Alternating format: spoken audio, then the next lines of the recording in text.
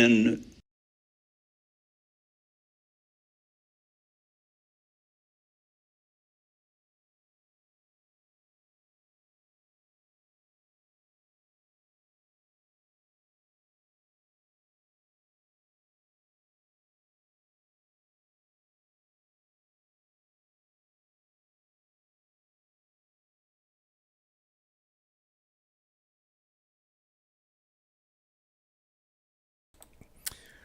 What's up, everyone? Welcome to Normal America Show. I'm your host, robnoerr.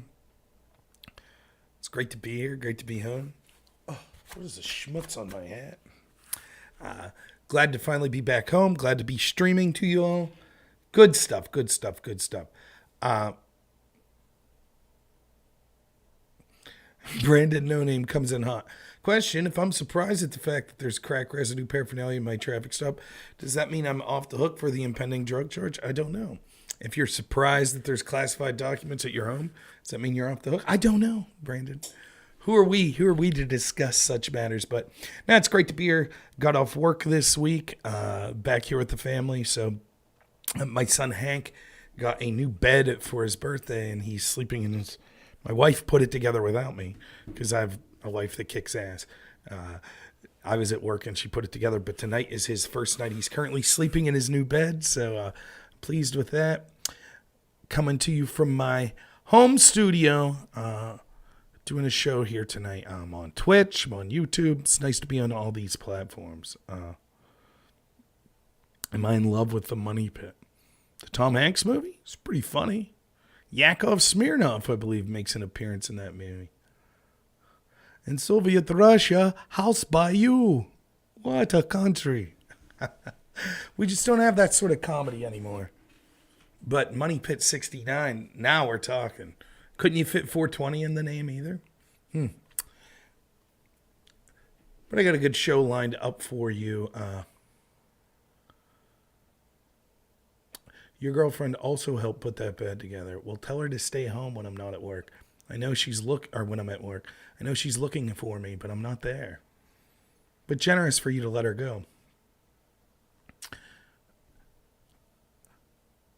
We have a good show here lined up. We're going to be talking about Biden jeopardizing national security. Oh boy, send in the FBI.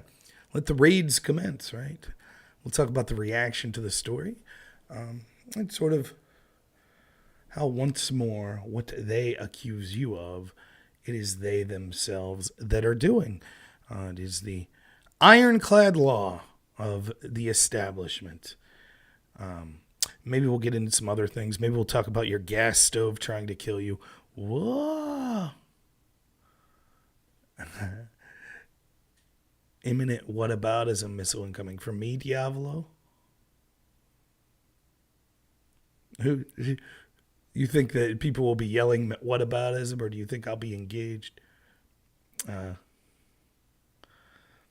It's brilliant. It's brilliant. And I have heard these claims. On Twitter today, I saw people when I was commenting. People were saying things like that. Oh, what about is it's what about is unprecedented raid on a former president over the claims that he has classified material. It's like, okay, if that's the standard, no problem. We'll see what happens next time. Okay, now the current president, former vice president. Oh, it's different. That's whataboutism to say that just because we raided Trump, how dare you suggest that we have equal standards and equal application of the law? How dare you? How dare you? And you can see it. You can see the talking points. It's different. It's different when we do it. You couldn't comment in my live stream on Rumble when I was doing it. Yeah, I noticed not a lot of people were commenting, which was kind of a bummer because I was very impressed. I had 20-something people watching, but some people were commenting. So I don't know what the issue is. It's not like comments are turned off. Lindsay says, but Trump had nuclear secrets. Don't think Biden had that, did he?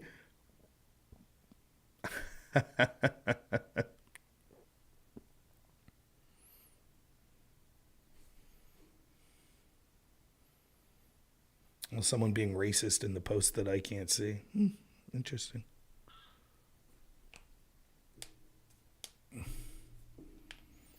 So, Yeah, we'll hop in. We'll talk about that. I tried to increase.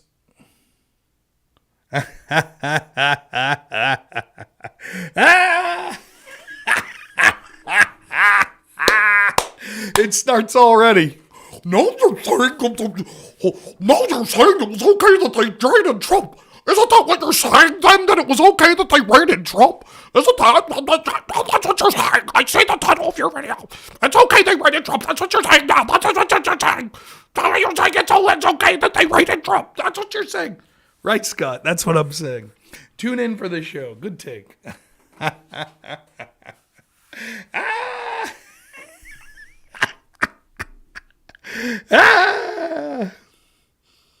Oh, brilliant stuff.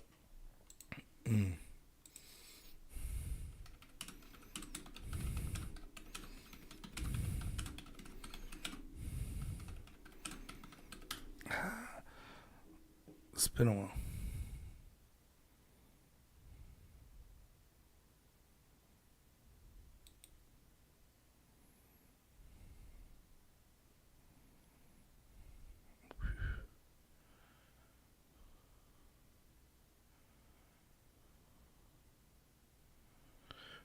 One second. I'm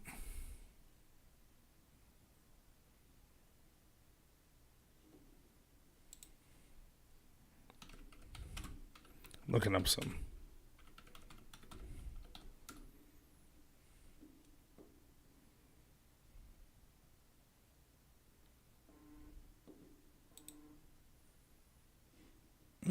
Phone's blowing up here.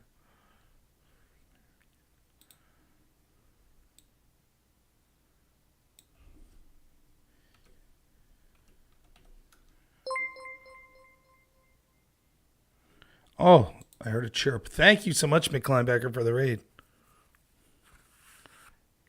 What's up, Matsy? How you doing? I'm looking up someone's name here. Give me a second. Fairy Arrow. Fair.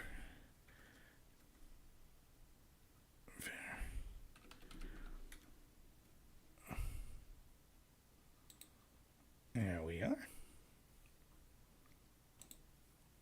We're good. My review of Drunken Debates, great idea to hit different unprepared topics, but way too many people. You need like 4 tops. No one deserves a cash prize. They only talk 3 times. Cash prize thing, I'm a little iffy on. I think that I'll talk about this and then we'll get into the Biden stuff. So, yeah, the idea that John Burke, I'm the co-host of Drunken Debates. I will be moderating. Thank you so much, Bandit. Thank you for the sub. I really appreciate it. I will be moderating this weekend. If it was up to me, the panel would be 4 people. I don't mind it going to 6, but I think 4 is a better grouping. John's idea is to have 6 people and then 4 topics. Old Gamer Mike, incredibly generous. Thank you so much, gifting 5 subs. By the way, I'm going to beg for money here in a bit. I don't normally ask for subs, but I'm going to beg for some money here in a bit. We'll talk about the Drunken Debate. So John Burke's got a bigger channel. He's on Rumble. He's been kicked off of Twitch and Facebook and other platforms, but he's a bigger streamer than me. But I'm friends with him, and we decided that we're going to do Drunken Debates together. He'll debate one week, and I'll moderate, and then I'll debate, and he'll moderate. So this is my week to moderate. I'm having computer problems. Unfortunately, normally John will be the one that's streaming, and it'll be through his channel. So Friday, you won't see me on my channel. I'll be on John Burke's Rumble channel, which is okay. After the debate, you can come to my Rumble channel after Drunken Debates, and you'll be able to see me for an hour on the after show going on about what I thought about the debate. So that should be fun. But my computer sucks. John has to leave early this Friday, so it's up to me to stream it, and I'm really worried that my computer is not going to be good enough. So I'm going to do everything I can, lowering the quality of the video, trying to do my best to make sure that it streams without lagging. I called the internet company. I got my internet speed increased. What's up, Frank? How you doing, my friend? There's my friend, Let's Be Frank. It's great to see you, too. I've noticed your life improvements on Twitter. It's inspiring. I myself am going to try to get more in shape, so I'm glad to see that's going well for you, and I'm glad that your channel's going well. One of the best shows out there on YouTube, Let's Be Frank. just an amazing work ethic, putting out content, an actual conservative that's been on these issues for as long as I have. Genuinely one of the nicest guys. So please give his channel a following. I think he's a fantastic guy. Anyways, I am accepting donations, as I always am as a capitalist, but money now that I'm getting is going to go towards getting me a new computer. So, but that computer won't be ready for this Friday, so hopefully I get it soon, or I get through this Friday, and then we'll see what's going on going forward. So if you have money sitting away that you're not planning on buying an electric stove because you have to get rid of your gas stove, or thank you, Bandit. I really appreciate the gifted subs. Thank you. Or maybe, you decided not to buy eggs anymore since they're like $15 a dozen or something. So if you got that extra money laying around, toss it my way, and I'll blow it on a PC so I could do these streams for you every week. But no, I do appreciate the money.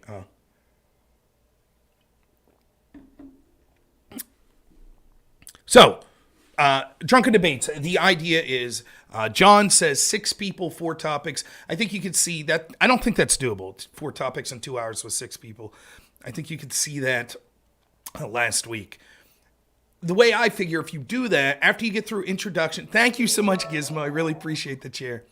After you get through introductions, people taking a pee break and stuff like that, closing statements, you figure if each person gets a minute introduction, it's 30 minutes a topic. So that's 6 minutes on introductions plus a little wiggle time in there. So say 8 minutes after introductions are done, and 1 minute each at close. That's another 6 to 8 minutes. That gives you about 15 minutes for 6 people on each topic. That's just not enough. It's like 3 minutes a person, less than 3 minutes a person. So I definitely think my idea is only 2 topics. I think I would prefer 4 people to 6 people, but that's okay. We have 6 people, no problem. The topics, or the first half of the show this week, we'll have 6 people. Then we'll have 5 people for the second half. That's okay. We can make that do. I plan on only getting to 2 topics. If the first topic's juicy enough, we'll stick with it for the full 2 hours. As far as I'm concerned, it's all about getting interesting perspectives. And so if the debate's going well, I'm not going to switch topics. And it's no big deal because we don't give the topics out beforehand. So it's not like the participants are like, dang, I really wanted to get to topic 2. They have no idea what topic 2 is. So I'm fine with that.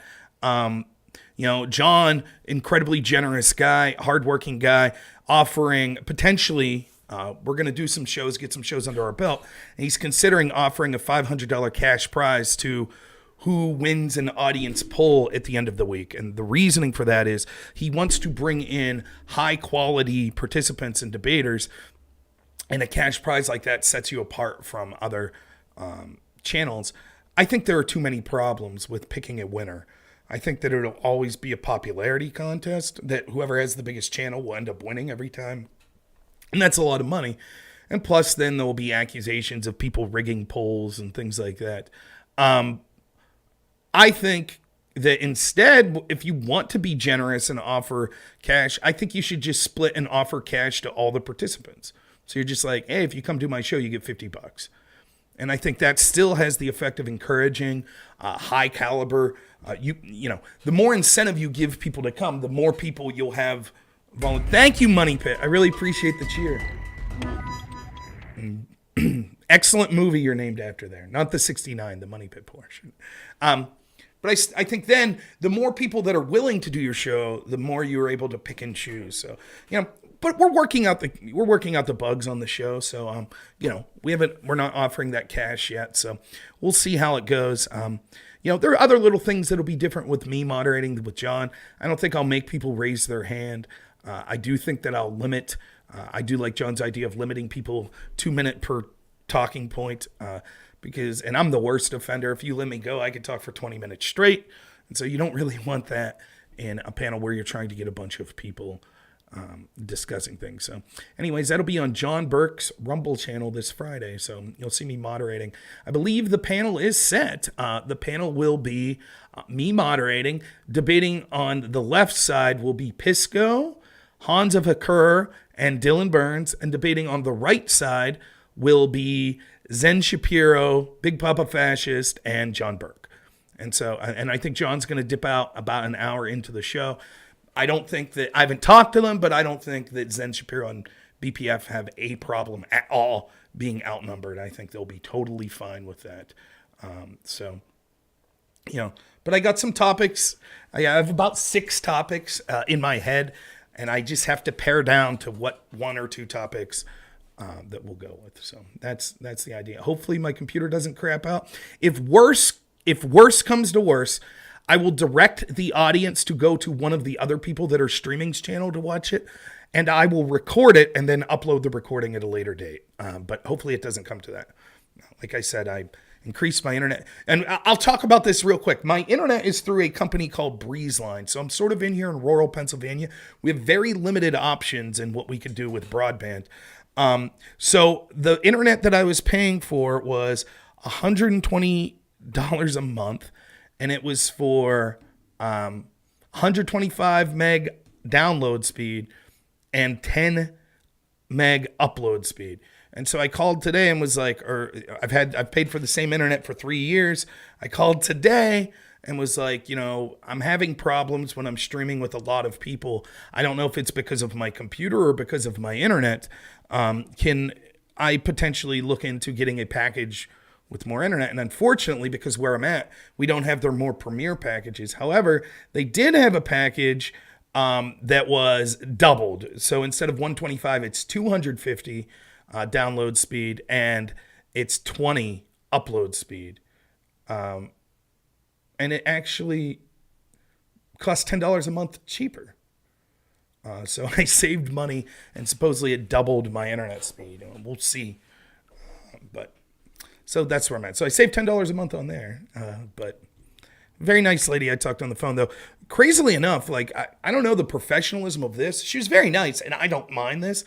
But as I'm talking to this lady and we're talking through different options, I hear like an ambulance or a police car, like clear as day, coming through the phone.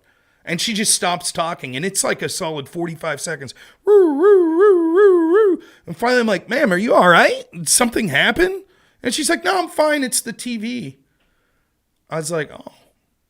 I mean, I would think that I would turn the TV off if I was trying to sell someone, some sort of product.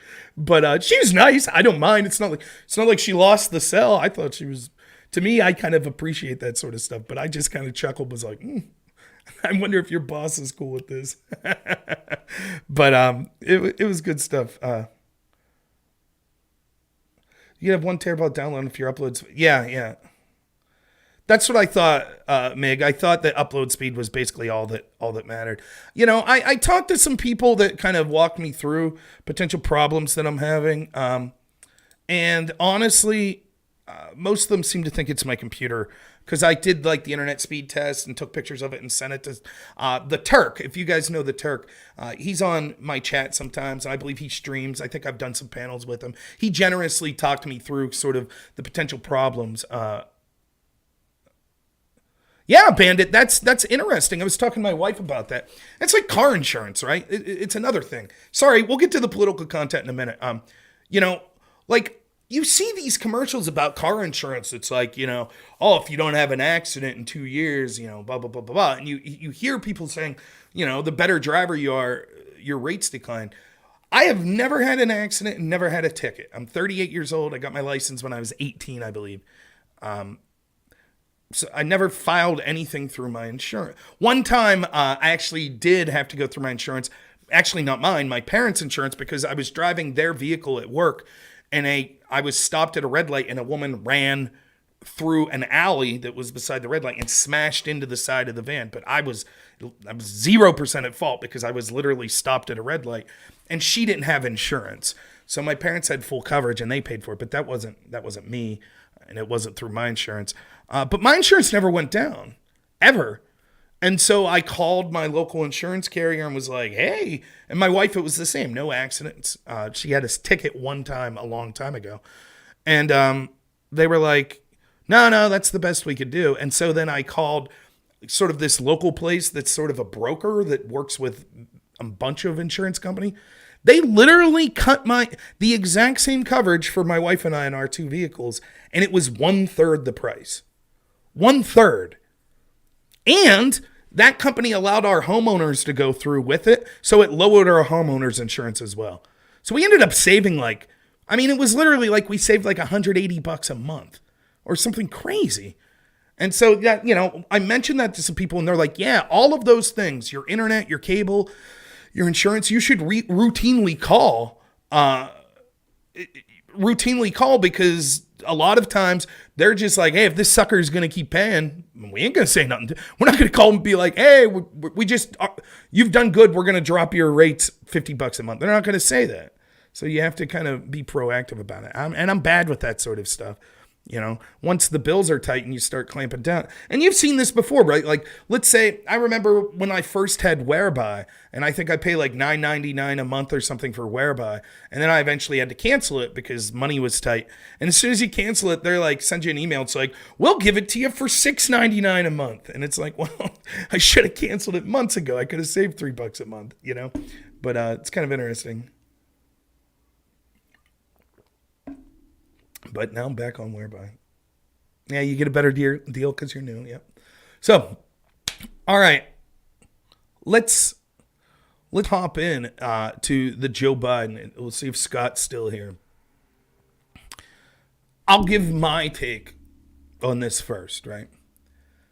If I'm looking at the Biden situation in a vacuum, do I think that there should be an FBI raid on his home and his whatever it is, collaboration at Penn University? No, I don't. I also didn't think that about Trump, that Mar-a-Lago should have been raided. But my standard doesn't matter. Who am I? Some guy with 40 people watching. My standard doesn't matter. The standard that matters is the people in charge of our institutions. And their standard is yes, he should be raided. Now, they'll say no because they're hypocrites. They don't actually care. What this shows is none of them believed what they said about Trump jeopardizing national security. They didn't. And it's why you hear so many people out there saying, oh, whataboutism? How can you compare this to Trump? Whataboutism? Because what they don't want is they don't give a shit. It's all about power for them. As long as they win, they don't care. They think they're better than you. They think they're better than everyone else. They think they're smarter. They think they're more moral. So they don't care. They really don't. Deep down, they don't care if Biden was selling nuclear secrets to China and the FBI tried to raid his home and he barricaded and had his security fire on the FBI and said, you'll never get in here. They don't care. Now they know that if they defended that would lose them elections and lose them influence because so many people would say this is a bridge too far. But if it didn't, if it was able to be done, they would say absolutely, absolutely. Totally for it. There we go. And Scott, why don't you call in? You clearly have standards. So Scott's accusing me of not having standards. Now, I just said that neither should be rated, but Scott says I don't have standards. So go ahead, Scott. Why don't you call in? Right? You can get on my Discord, or if you don't have that, I'm sure you have a cell phone. I'll put the Google Voice number in, and you can talk to me about how you have standards, but I don't. How about that, Scott? Now, this is a game that people will always play that want to defend this corruption. Scott is the type of person that can't get enough of licking the boot of the people in the establishment because he thinks that'll give him some sort of authority or position that it's better than people. In reality, people like Scott are a dime a dozen. It's a coward that won't call in, and if he does, he'll get absolutely wrecked like me, like almost everyone else that calls in and deals with me, because what they are just people that think that they could shame you by talking about your principles and shame you into forgiving the corruption that the people they support represent over and over again. That's what people like Scott represent. So when I say, for example, when I'm on record defending since 2017, 2018, people like Al Franken, people like Kathy Griffin, when I'm defending all those people saying they shouldn't be canceled, they shouldn't be forced to resign, when I'm saying things like, I don't think Keith Ellison should have been forced to resign, I believe an innocent until proven guilty, when I specifically say I don't think that Joe Biden's house should be raided, that's still, well, you don't have standards. It's just all a team game to you. But when I say the people in positions of power, their standard is we'll weaponize law enforcement and the FBI whenever we feel like it to go after whoever we want. But as soon as they do something, someone in their side do something when you're like, okay, if we're applying that standard equally, now you have to raid Joe Biden. They're like, nah. And then people like Scott that are the actual worst. I actually respect the people more that are just like, yeah, screw you. We think we're better than you, that we'll do what we want. But it's people like Scott that are the worst. And it's someone like Tiberius D. It's someone you saw that called in a while ago. And these are people that claim like, oh, I'm different. I'm not partisan. I'm not a team player. I'm somewhere in the center. And yet they're only criticizing and going after one side. And it's always the side that's not in power, right? They'll go after the populist, you know? That's what they'll do.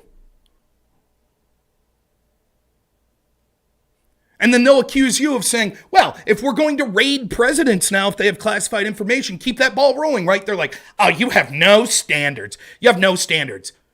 Now, Scott wasn't saying shit when Trump got raided. I'll guarantee it. Show us your social media post, Scott. Show us when you were saying this is outrageous that they're raiding Trump. Go ahead.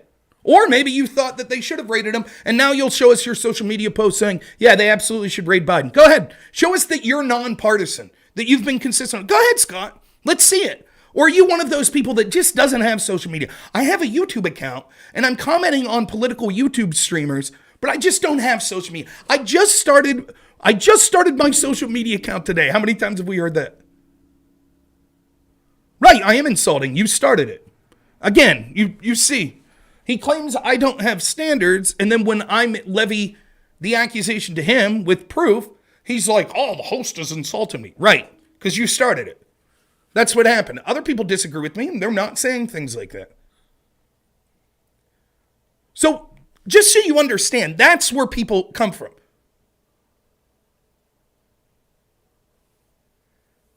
That's funny, McBacon love.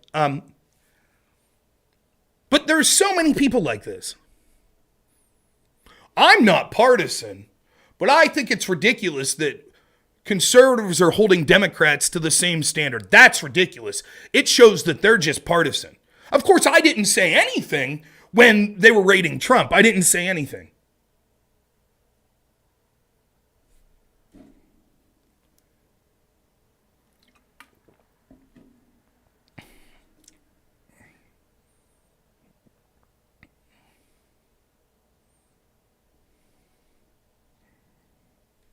Well, right, Matt. It's not just that it's colloquially the same thing. The left's standard is power and winning, I agree. But to the observer outside, then it is a double standard. Because to them, they say that Republicans are held to this standard, but they themselves are not held to it. So you're right that in theory, what's happening is the left's standard is we can do whatever the fuck we want as long as we're winning. But to the outsider, observer, it's a double standard. Treat other people differently than people in your in-group are treated. That is a double standard. I could easily see your Twitter post. Great. Then link, Scott, if you're not partisan, you'll be able to link one of the two things. One, you'll be able to link tweets saying that Trump shouldn't have been raided. You could post that. Or second, if you were saying that Trump should have been raided, then you'll show me your Twitter post saying Biden should be raided. Go ahead, link them. I'm not going to go through your entire... Surely you're not partisan. You're talking on this topic specifically. So surely it's a non-team player. You're someone that would have made those sorts of tweets. Go ahead. Let's see them. Go ahead and link them. Go ahead.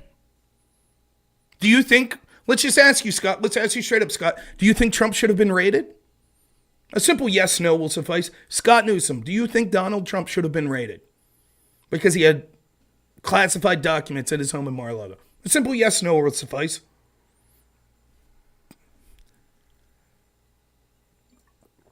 Sugar-free, by the way, my Gatorade. G0. I'm just so tired of these people that claim, it's always been one of my biggest sort of, okay, Trump shouldn't have been raided. Can you show the tweet showing that? No problem.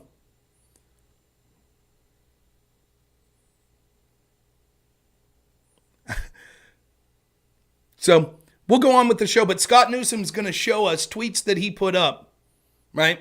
Saying, this is outrageous. They're raiding Donald Trump. He's going to show us that. Good. Can't wait to see them. No, you answered. Show us your tweet. It's easy now that you've been accused to say, I've always taken that stance. Let's see the proof. You're literally on a small YouTube streamer's channel right now, accusing them of not having standards because they said, I don't think Trump should have been raided. I don't think Biden should be raided. But it's clear, based on the standards set forth by the Democrat and the FBI and Merrick Garland, if they're going to raid people for having mishandling of classified information, including presidents, then they should go after Biden as well. And you said that that proved that I had no standards. So, seeing as how it's a topic that's so important to you that you're willing to judge someone who quite clearly is saying that he has equal standards on this, then no doubt that it's been an issue that's on your mind enough that you would have tweeted that you thought it was outrageous that the FBI raided Trump.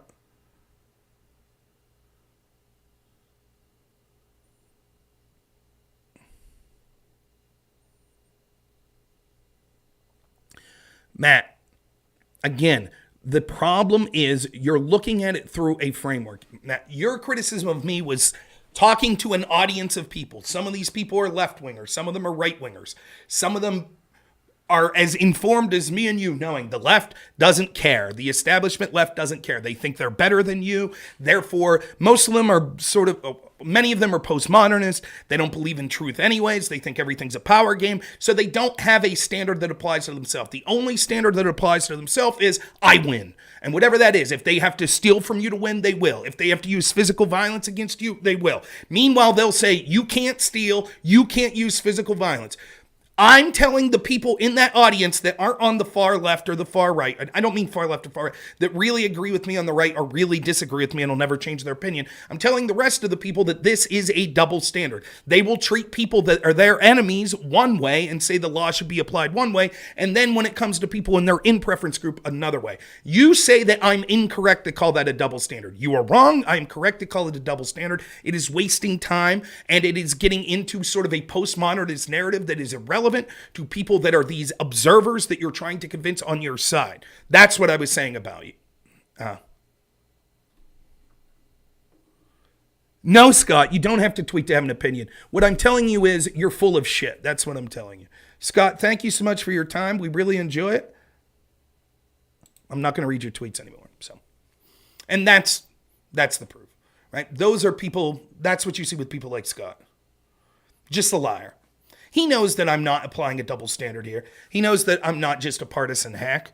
I've said it from day one. All I want's an equal standard. If we're going to start arresting people surrounded Trump for FARA violations, for failing to register as foreign lobbyists, I have no problem with that. None at all. Actually, I think we should be more transparent about foreign countries that are lobbying on our country. Ironically, with this Biden stories we'll get to with that. I just want the law applied equally. So if you're going to arrest Manafort for failing to register as a foreign lobbyist, cool. Now arrest the people in the Podesta group. Mueller's indictment said that literally the exact crime Manafort committed, he did so with the Podesta group. That's all I want. Fine. If we're going to apply it evenly, no problem. I even feel this way about like terms of service, right? If our terms of service, for example, if YouTube's terms of service said you can't mention the word COVID, fine. I think that's stupid. But that's okay if that's what they're going to do. And it don't matter if you're on the right, left, if you're a doctor, not. So be it. But that's not what happens.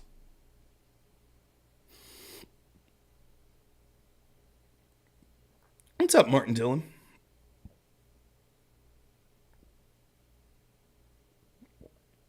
Destiny can't be converted because, Matt, here's the deal with Destiny.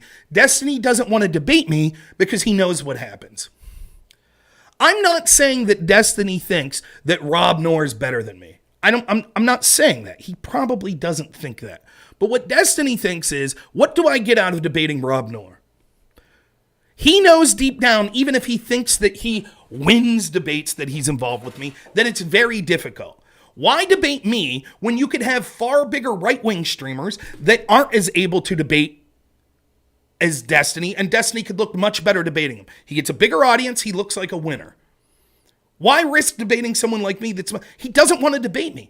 I've had moderators reach out to him. I've reached out to him. He ghosts me. He doesn't say anything. And then as soon as Pisco goes to him and says, can you moderate a debate between me and Rob? He's like, sure. And then it basically becomes a 2-on-1. So how can I convince someone of a position if they don't even want to talk to me?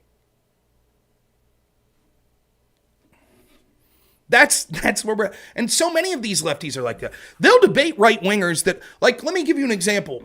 J.F. Gary Eppy. Does anyone remember J.F. Gary Eppy?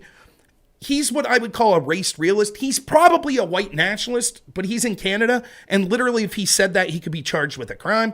But my guess is he probably is a white nationalist. But he's a smart dude. He's a good debater. I think that I did very well against him debating on a topic of his expertise, right? Sort of these race arguments. I despise white nationalism, but he's someone that's difficult to debate.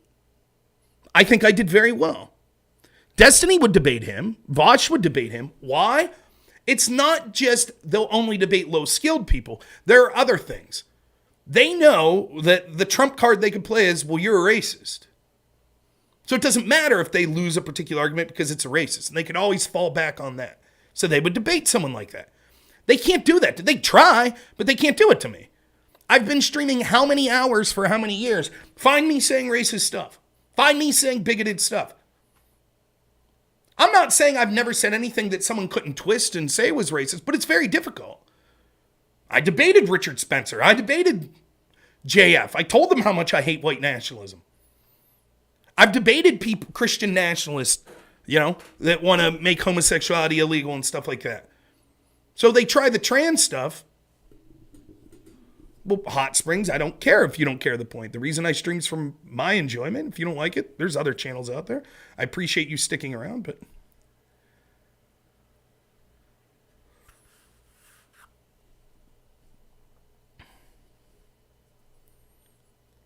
So that's what goes on with that. Now, anyways, on to the Biden thing. So here's the issue at hand. All of the people that were saying when the raid of Mar-a-Lago happened that, well, this was justified because there was all these classified information and how dangerous it was and it justified our national security. Yeah, Jordan, that is true. And I have talked about the 13% commit about 50% of the crime.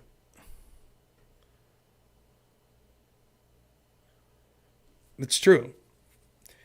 That statistic isn't racist. The statistic's not racist. Could you use that and then say, that's why I don't want any black people in my neighborhood? That's racism. That's wrong, right? But you can't solve problems until you can accurately identify them. When it comes to that statistic, here's how I frame it, right? Jordan, if you don't mind doing a little back and forth with me. Jordan, just a simple yes, no will suffice. Would you agree that most crimes are committed intra-racially? In other words, if you're a white person, most likely the violent offender against you, if you're a victim, is white. If you're black, most likely the violent offender is black. Would you agree with that? Mick Linebacker agrees. That's good enough for me. And that's the truth, right? Except for Asians. We'll forget about the Asians for now, but sure. So one way of looking at it is if I say black people make up around 13% of the population but commit around 50% of violent crimes, one way of what they say is that's racist. How dare you talk about that? That's racist because it's painting black people in a bad light. Well, I say no. Who were the victims of those black perpetrators? Probably overwhelmingly other black people. So when you say we can't talk about those things, what you're really saying is we can't get justice for black victims. Don't even talk about it. That's racist to talk about. I disagree. I think it's racist to not talk about it, is what I think. If we're just looking at it through perspective, if I say I want justice for that lady who worked 2 jobs to try to feed her 2 kids and lived in a poor inner city neighborhood and her kids were killed, and I want justice, why does that make me a racist? That's also true, Martin. That's another, and that's why these statistics are difficult, right? Because it's easy to say, oh, therefore black people are all horrible. No, that's not true. These crimes are still being committed by a very small proportion of that population. Overwhelmingly, black people are far more similar to white people, Asians, Hispanic, etc. Most people aren't out there committing violent crime. I think it's more, there are cultural issues, certainly, but there's also huge issues with poverty in highly populated areas. The black guy that lives in my town is more similar to me than a white person that lives in inner city Detroit. But nonetheless, and culture's a big issue, single parents, but I digress. So, onto the Biden thing. We're going to talk about exactly what originally, if you didn't catch the story originally, it turns out that it was reported yesterday, I believe, that Joe Biden's lawyers were looking through a locked closet at Penn University where Biden has a partnership, sort of an organization there, sort of an educational organization, the University of Penn, an Ivy League school here in Pennsylvania.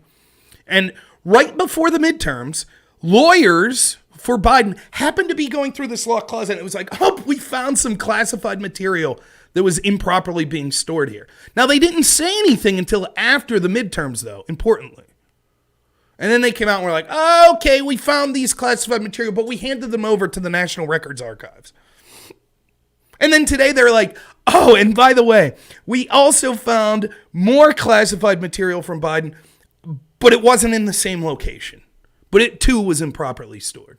So that's 2 locations now we have. Now, we don't know much at all about this second location. Was it his home? Was it some other university that he's in partnership with? We don't know. But that's 2 locations. And immediately, the left-wing machine went into, but it's different, it's different, it's different. So that's sort of the groundwork for the story. The same people that supported raiding Trump for having this classified material are now like, well, it's different though when Biden did it. It's not a big deal. So I want to talk about, I don't know how to do this, so I'm just going to go with how it comes to my head. Points that I hear other people talking about and addressing them and giving my take on it. First point that I hear a lot of people saying, this is the end of Biden. Even CNN reported it. This is the end of Biden. Laughable. That's laughable. If Joe Biden doesn't run for president in 2024, it will be because the reason that he drops out will either be because he claims that he's having significant medical problems or that he's dropping out to spend time with his family and that he's confident with the leadership that's coming up. He will not be removed. It will not happen. Now, they might be signaling to Biden, listen, man, we're going to stop running puff pieces for you. We'll start holding your feet to the fire, so it's time for you to gracefully bow out. But there is zero chance that he's impeached, and then the Senate, which you would need 2/3, so you'd need, 66, 67, would vote to remove him from office. Ain't happening. Will not happen on anything. It will not happen. If there would be something so insane that would cause 17 Democrats to vote to remove Biden for president, he would resign before it came to that. And that would have to be something mind-boggling because the Democrats just don't give a shit. It wouldn't be like Watergate. If they found out Biden had people spying on Trump, leading into the 2020, they wouldn't care. Hell, they had the FBI spying on Trump. Well, that's way worse than any group Biden could have sent. It would have to be something like Biden, it is beyond a shadow of a doubt committed sexual assault and, has no defense. And it's not going to happen. So that's the first take. That's the first take. The second take, and this was from a close, if the person was around, I would ask them, but they're not, so I won't use their name. But a dear friend of mine who I consider a very smart person who happens to be a moderate Democrat. This person reached out to me and said, well, that's the end of the Trump investigation. That's it. Because effectively at this point, yeah, there are some differences that you could try to nitpick and say, well, it's different when Biden did it when Trump. But even this person who's a Democrat's like, that pretty much puts the nail in the coffin of charging Trump for mishandling of classified information. No, it doesn't.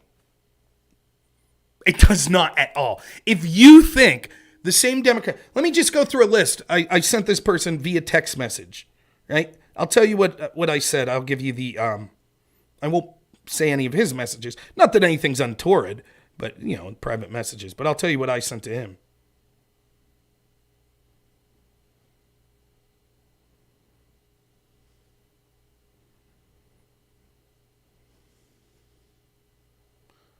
They called Trump a bunker bitch when he had to be moved because leftists attacked the White House. They said Trump was a tyrant who wanted to use the National Guard. Then they used the National Guard and huge FBI task forces to hunt down nonviolent January 6 people to this day and claimed that people had PTSD like AOC that had to be there. They said that election denial must be censored and rejected at all costs. Then they put Hakeem Jeffries, who denied the 2016 election, as the Dem House leader. They turned every stone upside down against Trump for Russia collusion. Then when we find out Hillary's team was colluding with Russian spy Igor Dachenko, the FBI not only didn't investigate it, they actually paid that Russian spy Igor Dachenko. If you think they'll be shamed out of going after Trump for classified documents because Biden did the same thing, you're crazy. It will not happen. Now, they may ultimately decide to not charge Trump. But their decision to not charge Trump will not be based on, one, oh, we're embarrassed that our side did the same thing. That will not factor in. And secondly, it will not factor in whether or not they legitimately think they have a case against Trump. That also is irrelevant. The only thing that will determine whether or not they charge Trump with the mishandling of classified information and obstruction of justice or whatever, the only thing is, will it gain us power? That's it. That is the only thing that matters. If they do a cost benefit and say, well, it'll take down Trump, but we don't think Trump's a big threat to us in 2024, and we think that we'll lose some moderate people that will think that this, especially after this Biden thing, will think this is too much, then they won't. Then they'll say, okay, we won't charge Trump. We don't think he's a threat. If they think Trump is a threat and that he has a chance to beat them in 2024, then yes, they will. It's that simple. They don't care that they are doing the same thing that they're accusing someone else. And even a moderate Democrat that's my friend sees it that way. Now, that's not to say that there aren't minute differences. There are, and we'll talk about those. But get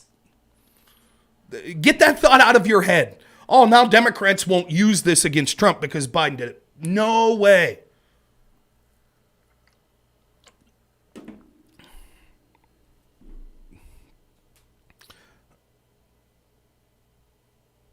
Oh, you know how he voted after Shock, and don't worry, I gave him the business. He voted Democrat, and I told him. He said, well, I'm not concerned about corruption issues. I said, I know you're not.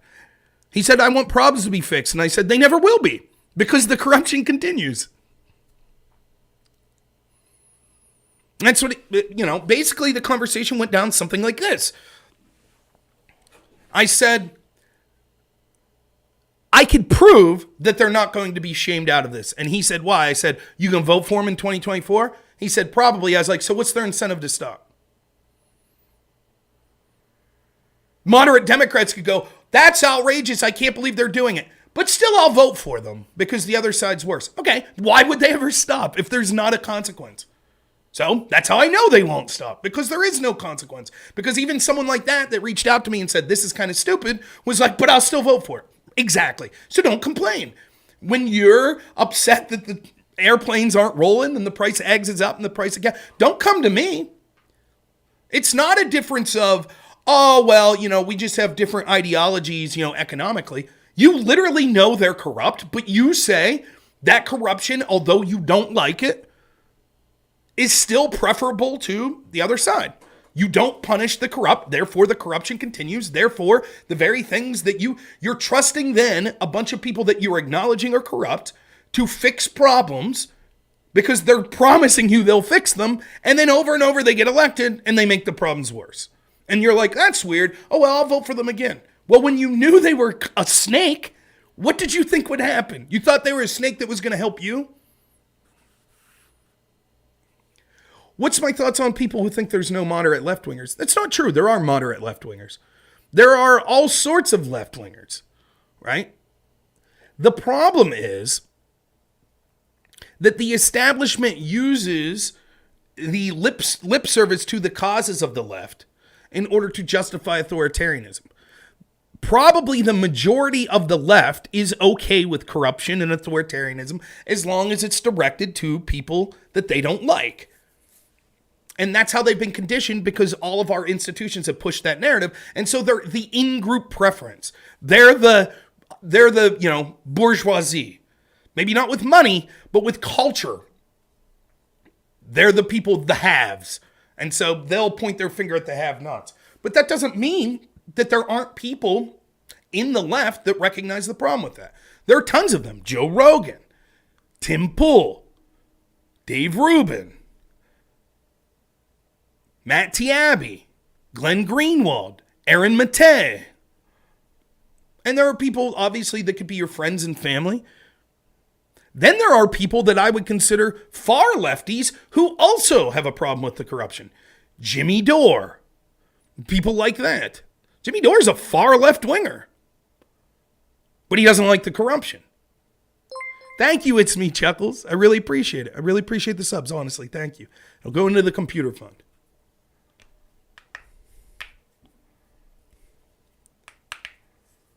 We should be reaching out to moderate lefties.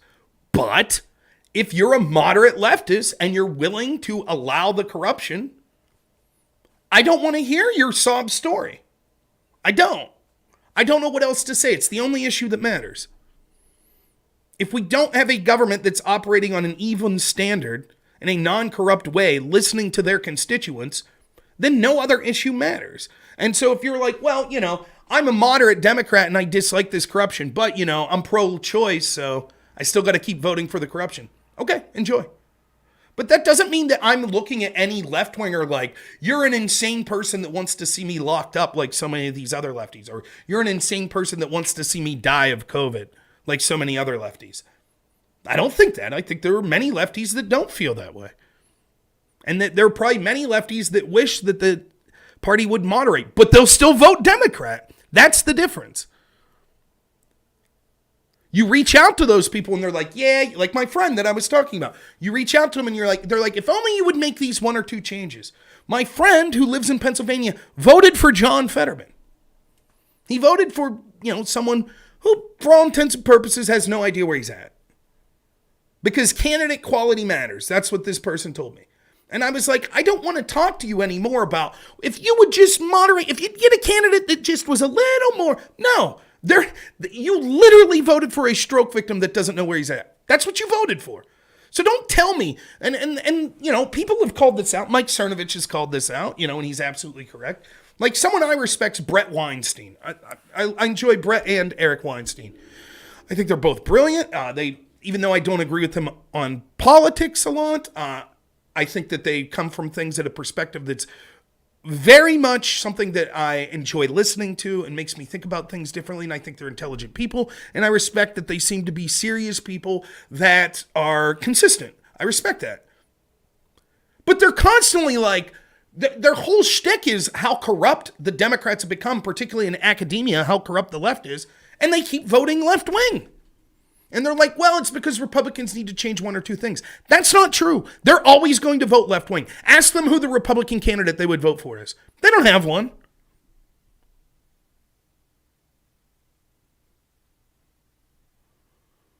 So there are moderate left wingers. That's certainly true. And there might be a handful that are willing to say, oh, you know what? I'm voting Republican. That happens.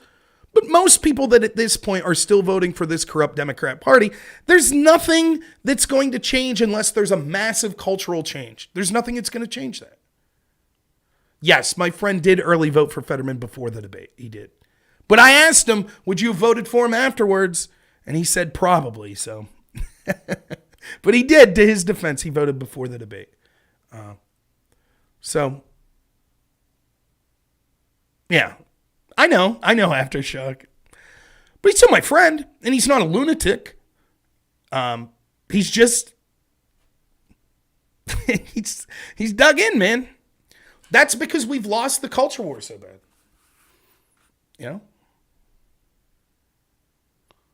But I keep going.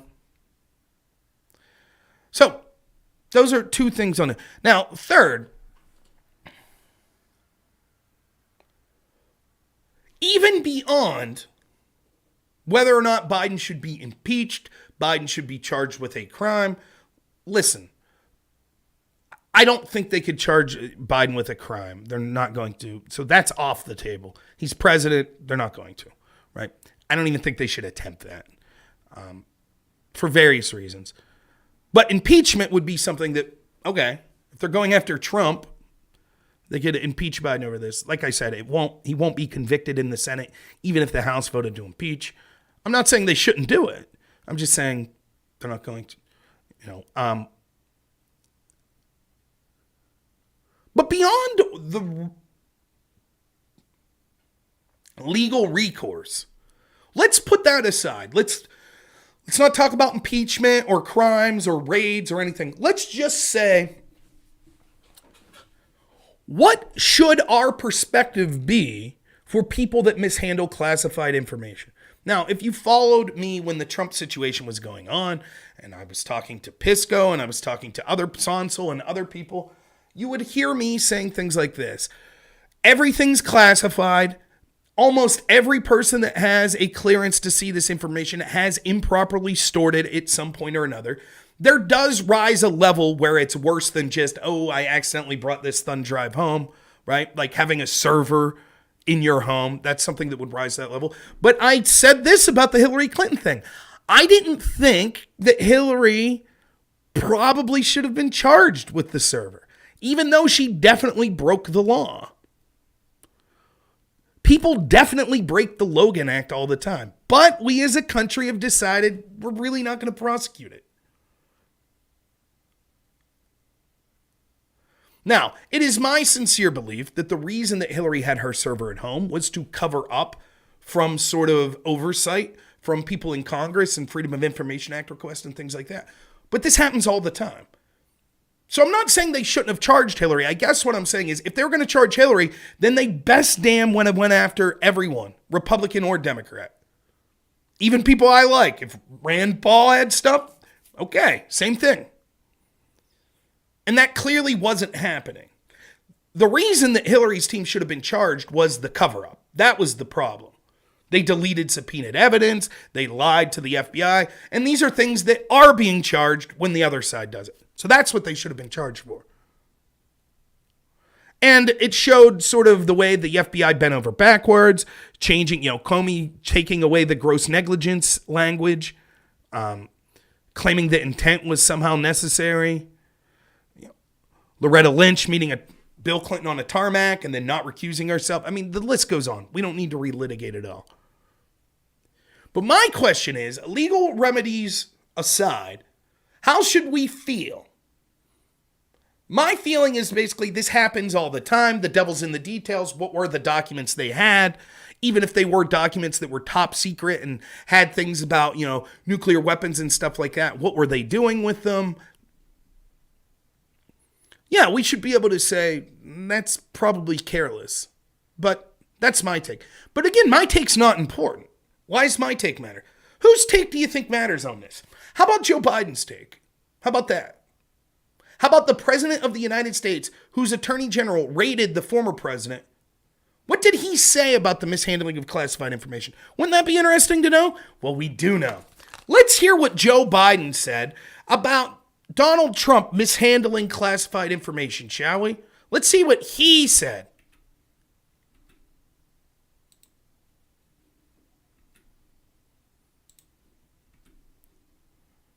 And you saw the photograph of the top secret documents laid out on the floor at Mar-a-Lago. What did you think to yourself, looking at that image? How that could possibly happen. How anyone could be that irresponsible. And I thought, what data was in there that may compromise sources and methods? By that I mean names of people who helped, or et cetera. And it's just totally irresponsible. And you don't know. And you Let's saw watch the again, shall we? photograph of the top secret documents laid out on the floor at Mar-a-Lago. What did you think to yourself, looking at that image? How that could possibly happen. How anyone could be that irresponsible. And I thought, what data was in there that may compromise sources and methods? By that I mean names of people who helped, or et cetera. And it's just totally irresponsible. And you... Huh. Well, that's odd. Now, a couple things. The way the question was laid out, it was these papers were all laid out. What did you think about that? And he was like, basically it was shocking. let's give Biden the benefit of the doubt and say he's not talking about, I was shocked at the way they were laid out. Yeah, it's true that the FBI laid them out like that for shock value to make things seem worse than they actually were and then they leaked that photo to the press because it was all about getting sort of, just like all the leaks that came from the FBI against Trump from 2015, 16, 17, 18, 19, 20, 21, 22. That's what it's about. The FBI hates Trump. Chuck Schumer told us why. They'll find 6 ways from Sunday. I don't know if Fowler's gone for good. What I could do is the messages you see on the chat and that I see are through Restream. I don't block people. Sometimes I don't block people from my actual channel. I just make it so I can't see what they're saying on Restream. So they're free to spew their garbage that has nothing to do with anything on the Twitch chat for now. If one of my moderators decide to ban them, that's on them, not on me. It's clearly a troll. I have no regard to respond to, so I choose not to. Yeah, 10-minute timeout, whatever. Yeah. So what he's saying here is that he talks specifically, he says, I wondered who would be jeopardized because sources and methods, well, would people that aided us be jeopardized through this? How does this happen? Well, you tell us, Joe Biden, how's it happen? 2 different locations? 2 now. 2 locations. And we may see more. How does that happen, Joe Biden? And I'll guarantee when he is forced to answer for it, if he ever is, he'll say, it was an oversight, we complied, blah, blah, blah. Now, let's look at the ways that the situations are different. And why take my word for it? Let's watch someone...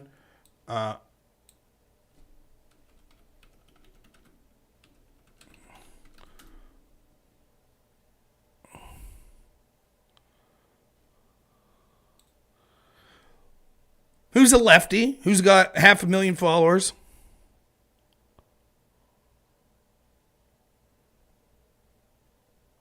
Let's see them go through why it's different. So I'll give the left wing's case first. So here's the best case I saw. Thread, Biden's mishandling of classified information versus Trump's. Biden was not subpoenaed by Trump's DOJ in 2019 to return classified documents. Biden did not ignore the subpoena to return the documents. Trump's DOJ did not obtain or execute a search warrant of Biden's home or offices pursuant to the defied subpoena. Biden's lawyer did not lie to the National Records Archives or the DOJ about having classified documents. Biden's lawyers did not draft a letter saying he had no classified documents. Biden did not then have his Diet Coke valet secretly move these documents. Biden did not judge shop for an appointee to file suit for a special master to delay the return. Trump's DOJ did not have a judge sign an order compelling additional searches. Biden did not then hire his buddies to do that independent search and then refuse to give their names to a judge to hide the fact that his buddies did the search. Biden is not the target in an open criminal investigation. Biden has not been ordered by a judge to reveal the names of his independent search guys. Biden did not tell the public he declassified the documents while not making that claim under penalty of law. Biden did not take classified documents with criminal intent. Trump did all of these things. So let's go through these, right? You'll start to see a pattern in all the things they said. Basically, his argument is as follows. Well, Trump was investigated and then did all these shady things. Okay, so let's go through the list here real quick. Biden was not subpoenaed by Trump's DOJ in 2019. He did not ignore a subpoena. Trump's DOJ did not execute a search warrant. Right, so let's do it. Yep. That's it. That's basically everything he said. He's saying, well, because the corrupt National Records Archive people didn't ask, didn't inquire, and because the FBI never raided, well, then this is different. That's the point we're making there, Mr. Left-Winger. If all you have to say about, well, what made it worse with Trump was after they subpoenaed him, after they raided him, XYZ happened. Right. So you're saying the mere fact that he had the classified stuff was justification for the raid. Great. I agree. Let's go. Raid Biden. Let's see how he acts. Will he publicly say, I didn't take classified information? Will he say that's it and then maybe we'll find more?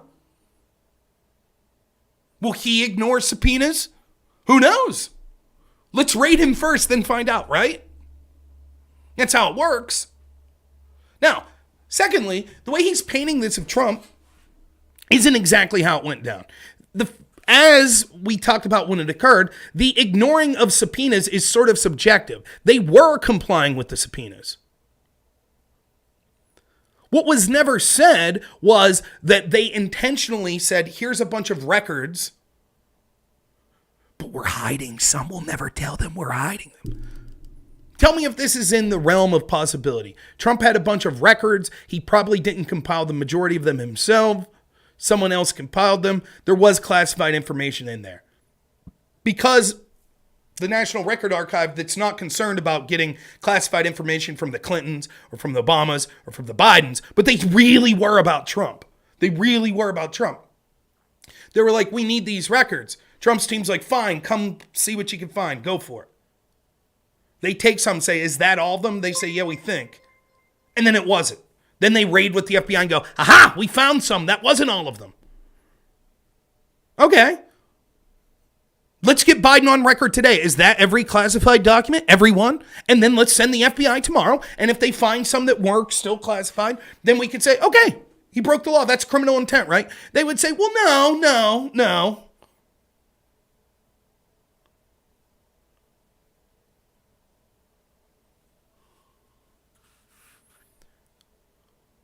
This is the same thing they did with the Russia collusion investigation. They're like, we'll just raid your home. We'll raid your lawyer's home in the middle of the night. We'll find evidence of something. And then the left says, well, what's different about Trump's team versus Hillary's team is when they got raided, they found X. Or when they got raided, they didn't comply with X. Okay, let's start raiding the other side and let's see what happens, right? Ignoring subpoenas? Fine. Let's hope. Let's see how many left-wing people are super concerned about ignoring subpoenas if the House decides that they're going to start investigations.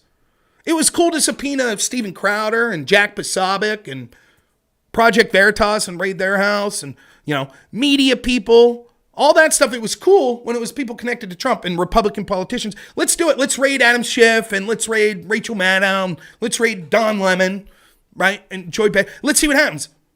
Not raid. Subpoena. Let's subpoena all of them and see what happens. You think they'll comply? Do you think if they don't comply, like Eric Holder didn't comply, and then are held in contempt, do you think that Merrick Garland will arrest them like they did Steve Bannon?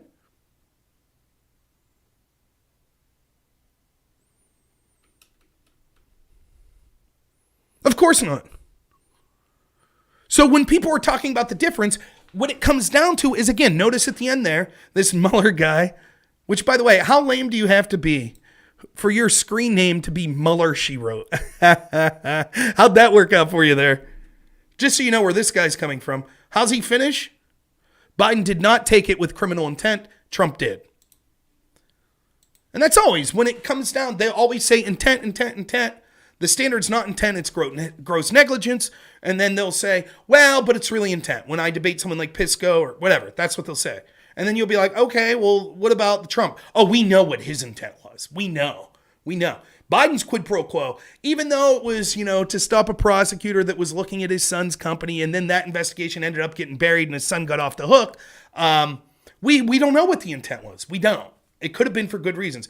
But Trump's alleged quid pro quo, yeah, we know what his intent was. His intent was corruption.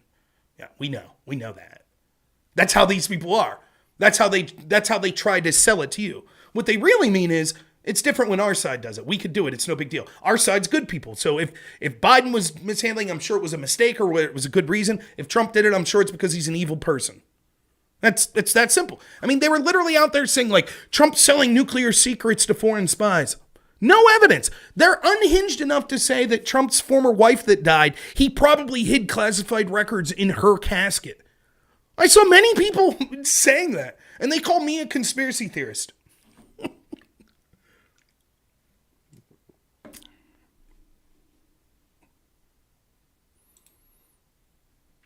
So it all hinges on, well, the difference is, when Trump got subpoenaed and Trump got raided, he acted badly. So that's why it's different. Cool. Then why don't we start with the subpoena and raid of Biden? Is there anyone out here, after now we have two separate locations, is there anyone out here that legitimately thinks if Biden went on record today and said, that's it, we accidentally screwed up in these two locations, we've checked everything, there are no more classified documents in any of my holdings? Does anyone legitimately think that if we had the FBI search through all of his homes and think tanks or whatever, that they wouldn't find one more? Wouldn't that prove criminal intent then? He definitively said that's it. Because that's what they're saying about Trump. Trump's lawyer said that's it. Okay, what's Biden's lawyer saying right now? Why isn't that released? Right, Silax, that's exactly my argument. My argument's, if you're going to do it to one, do it to both. They're not. Or, what I would prefer is, you don't raid either of their homes, particularly a president. You don't do it. Unless it's something insane. With the raid of Trump, the allegations didn't even meet the lowest bar for why you would raid. The whole point, Silax, is, and I understand where you're coming from, right? The whole point is we have a two-tiered justice system. Chuck Schumer went on national television, the de facto leader of the opposition party, the Democrat leader. After Trump won the election for 2016, but before he was sworn in, Chuck Schumer went on national television and said the fact that Trump was criticizing the intelligence communities was stupid because even though he's the most powerful elected leader in the world, he has to be fearful of the FBI and the CIA because they will, and I'm quoting now, find 6 ways from Sunday at getting back at him, which they have done ever since.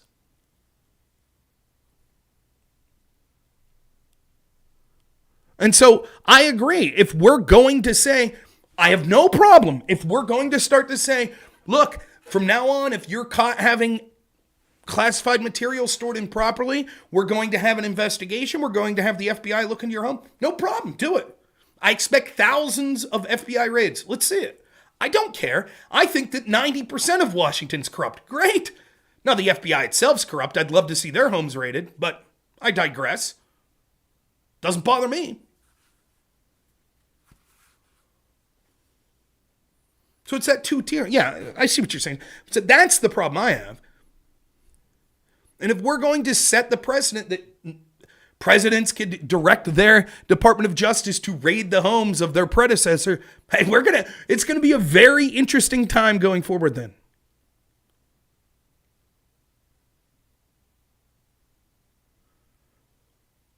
Why does it matter if Biden handled them improperly or not? Why wouldn't his home be raided? I thought it was all about keeping dangerous classified material out of the hands of potential adversaries. If that's the case, then the FBI should be in those houses right now raiding them because it's clear that someone committed a crime and so they should be there trying to find evidence, right? Wouldn't you agree, Shiny?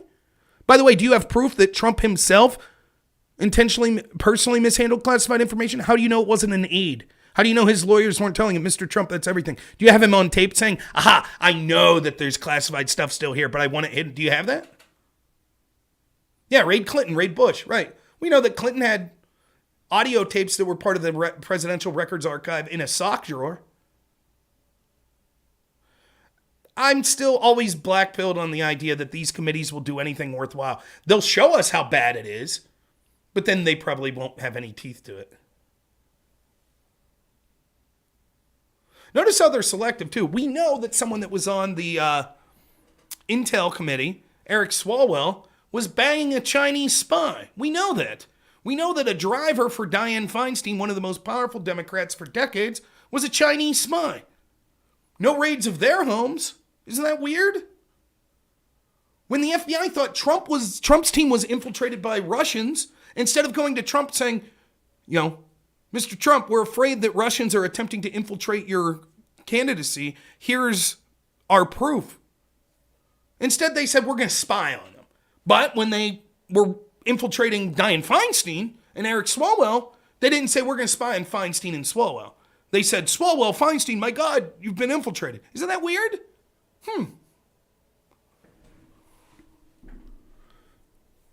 Right, Trump's docs were mixed in with his personal passport, and I have a bunch of papers right now in my closet that my wife put there. Some of them might be mixed in with baseball cards that I have or old Game Boy games or something. And what does that prove? You think Trump personally put all of those documents there? Maybe those documents were there and Trump put his passport there and he didn't read through every document. And the FBI did not ask for the documents back before they raided. I'm unaware of the FBI providing a subpoena. I believe a subpoena was applied based on requests from the National Records Archive. And it seems to me like Trump's team was complying with the subpoena. They allowed them to come in to look around everywhere. They allowed them to put a lock on the door. And then they said, oh, we don't think we got everything, so they raided. Why can't we do the same thing now? Are you 100% confident if the FBI burst in to Joe Biden's holdings tomorrow that they wouldn't find any classified material? Are you? If not, why shouldn't they be raiding? Just to make sure. And then what happens? If they did, is that proof to you that Joe Biden himself broke the law? That's right, Hot Spring. There we go. There you get it, right? Do you see? And that's ultimately, oh, I don't care, then raid Biden. Okay, great. Then if they don't, then what? Right, lock them both up. Okay, and if they don't, then what? Then what? Are you going to say, well, that's odd. Why'd they do it to Trump and not Biden? Is that what you're going to say? It's always the people that make excuses for this corruption. I don't care. They say that about Clinton. I don't care. Take Hillary down. Then take her down. I don't care. Right. Okay. So now I've got you to agree that they should have done these sorts of things, these raids and stuff, and they didn't. And you're like, well, I don't care. Let them do it. I don't care. Okay. Now that they didn't, now what do you have to say? There we go. Trump's situation is different. Can you name me 2 situations ever of a crime that are exactly the same? Can you? Go ahead. Give me a situation. Person A lies to the FBI. Person B lies to the FBI. Well, the situation's different. So you have to admit it's different.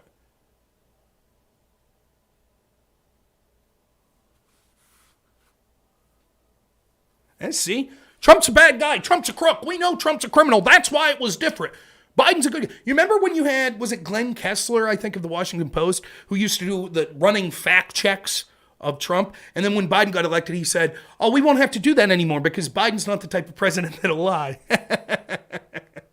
Corn Pop told me. And that's how these moron left-wingers, they're like, well, Biden's a good man. He's a good man and Trump's a crook. So that's different. It's different.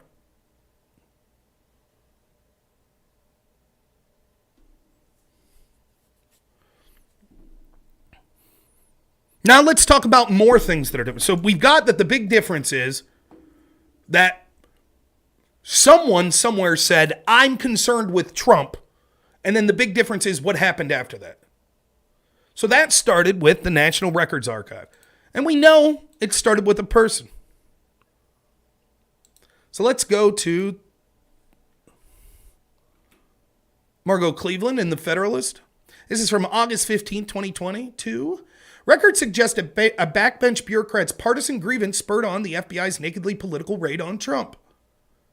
The purpose of the grand jury investigation and raid on Mar-a-Lago was to get Donald Trump, not document. Last week's raid on Mar-a-Lago home represented the culmination of a criminal investigation pushed by a partisan bureaucrat who called January 6th the absolute worst day of his life. And while since last Monday the country is focused on the FBI's raid of Trump's personal residence, seeing that as the crossing of the Rubicon, the die was cast this spring when the DOJ went to the grand jury about Trump's presidential records. Let me put the link, by the way, if anyone wants to follow along. I always forget to do that.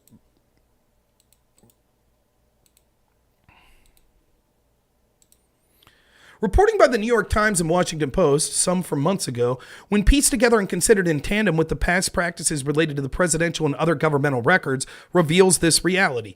The relevant reporting started no later than February of this year, 2022, when the Washington Post broke the news that the National Archives and Records Administration, NARA, confirmed in a statement issued by then Archivist of the United States, David Ferriero, on January of 2022, NARA had retrieved from Mar-a-Lago 15 boxes of presidential records, which according to sources included items such as mementos, gifts, and letters.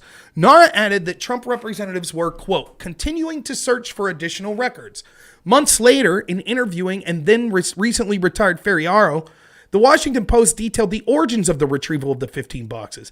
At the conclusion of Trump's presidency, the Post reported Ferriero was told by the White House Office of Records Management about a group of boxes in the White House residence that should go to the archives. Quote, as we were moving materials from the White House just before the inauguration, those boxes hadn't shown up yet, Ferriero said. The retired archivist then explained how he remembered, quote, watching the Trumps leave the White House and getting off in a helicopter that day and someone carrying a white banker box and saying to myself, what the hell's in that box? According to Ferriaro, that began a whole process of trying to determine whether any records had not been turned over to the archives. During the spring 2021, Nara reportedly, quote, discovered some high-profile documents missing, such as correspondence with North Korea's leader Kim Jong-un that Trump once described as love letters, the letter President Obama had left for Trump, and the map of Hurricane Dorian that had been altered with a black marker by Trump. Oh boy, it's serious stuff here, huh? A map that Trump used a marker on. This archivist was really on it. He really needed this stuff. And according to Ferriaro's congressional testimony, Nara, quote, began talking with Trump's people right after they left office about presidential records. Here, an aside is necessary to understand the concept of presidential records and Nara's involvement. The Presidential Records Act provides the backstory. The Presidential Records Act provides that documents created or received by the president or his immediate staff, such as memos, letters, notes, emails, and other written communication related to the president's official duties, constitute presidential records and must be preserved. The act further declares the United States shall, quote, retain complete ownership, possession, and control of presidential records. And at the conclusion of the president's term in office, the Archivist of the United States assumes the responsibility for the custody, control, preservation, and access to the presidential records. In contrast, personal records remain the property of the outgoing president, to include diaries, journals, and personal notes, not prepared or utilized for, circulated, or communicated in the course of transacting government business. Likewise, materials related to private political associations or related exclusively to the president's election to the office of the presidency and not related to the duties of the president qualify as personal records. Nara maintained that the letters with Korean leader Kim Jong-un and other documents qualified as presidential records that the United States owned. And by working with Trump's representatives, Nara arranged to retrieve from Mar-a-Lago 15 boxes of presidential papers in January 2022. I'll grab water.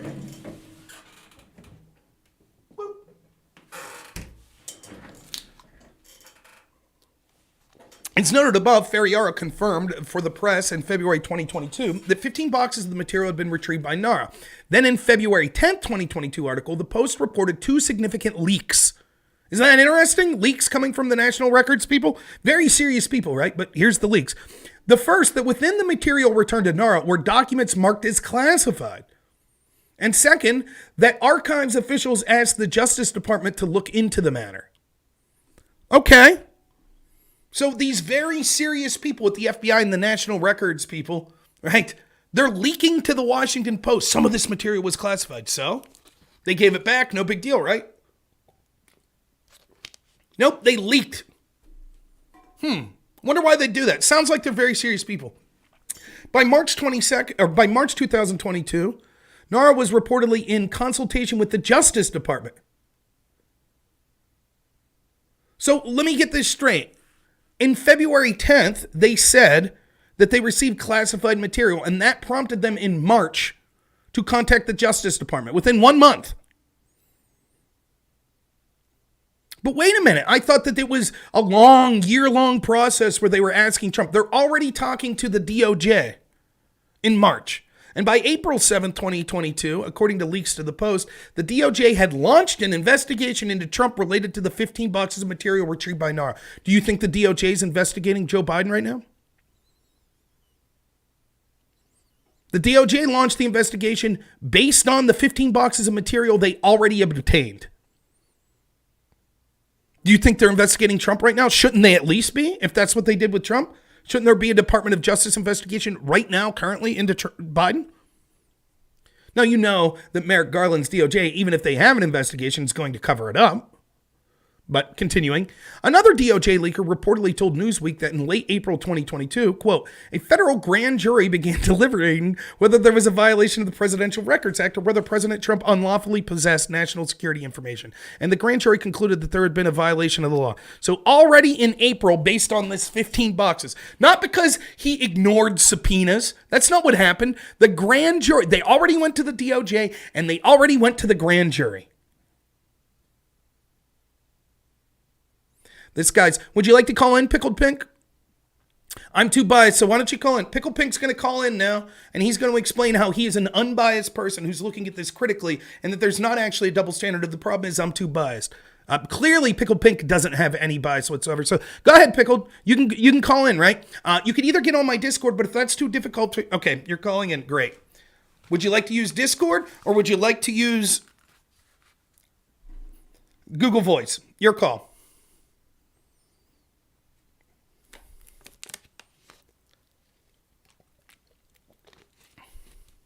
You want to do the Google Voice? All right.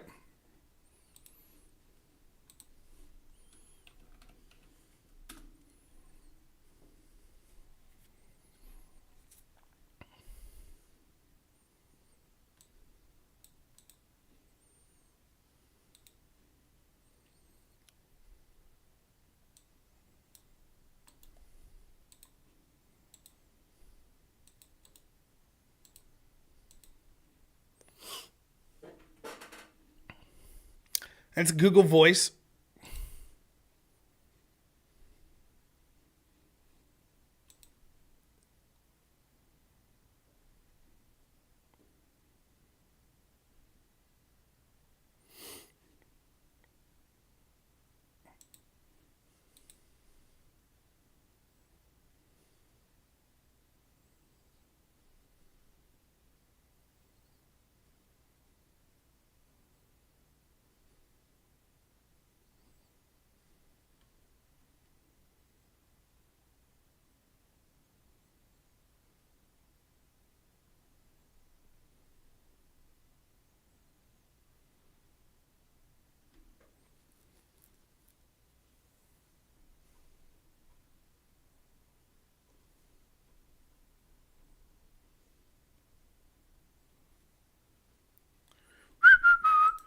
So just waiting for the call.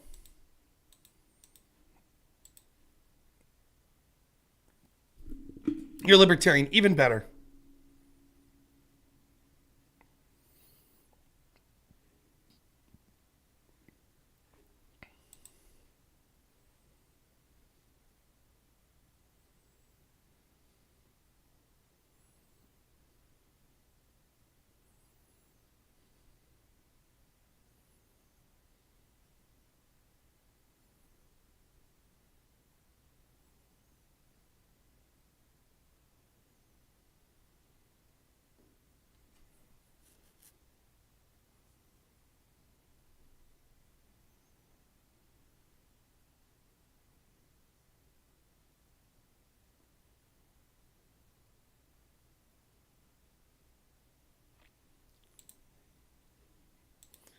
Calling in, bud?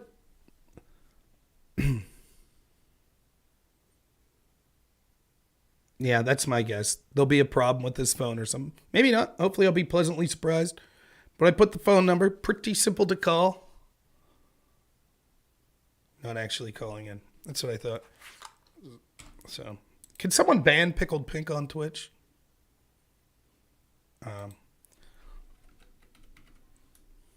I'll do it if no one's on there to do it.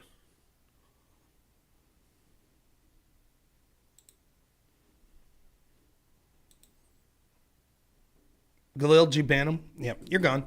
So, and there you can see the cowards. They know.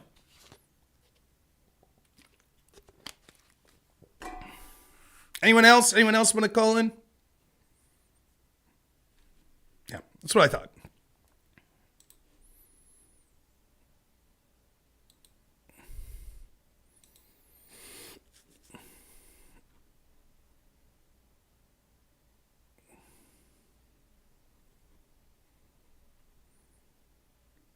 All right, continuing.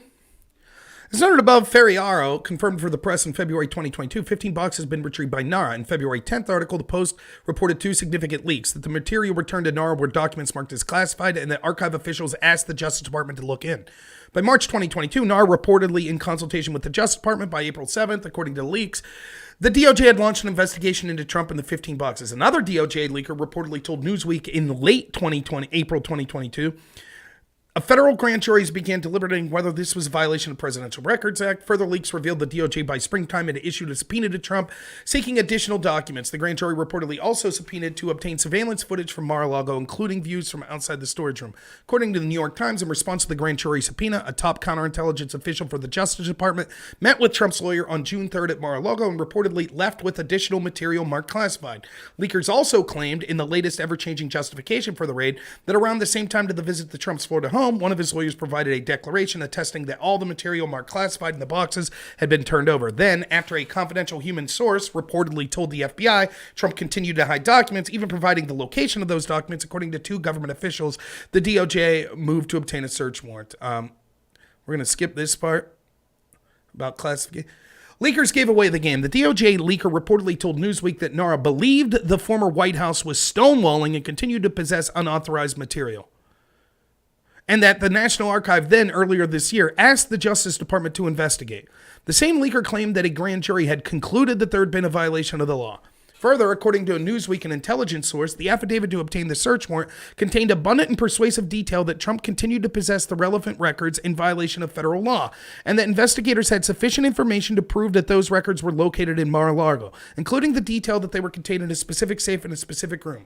Putting aside for a moment the DOJ's reliance on obstruction of justice, this leak reveals that the raid of Mar-a-Lago resulted from criminal investigation into Trump's compliance with the Presidential Records Act, prompted by NARA under the leadership of then archivist Ferriaro. So in other words, the reason that this all started was because Trump did comply with requests by NARA. That's what started all of it. And then they said, we want an investigation.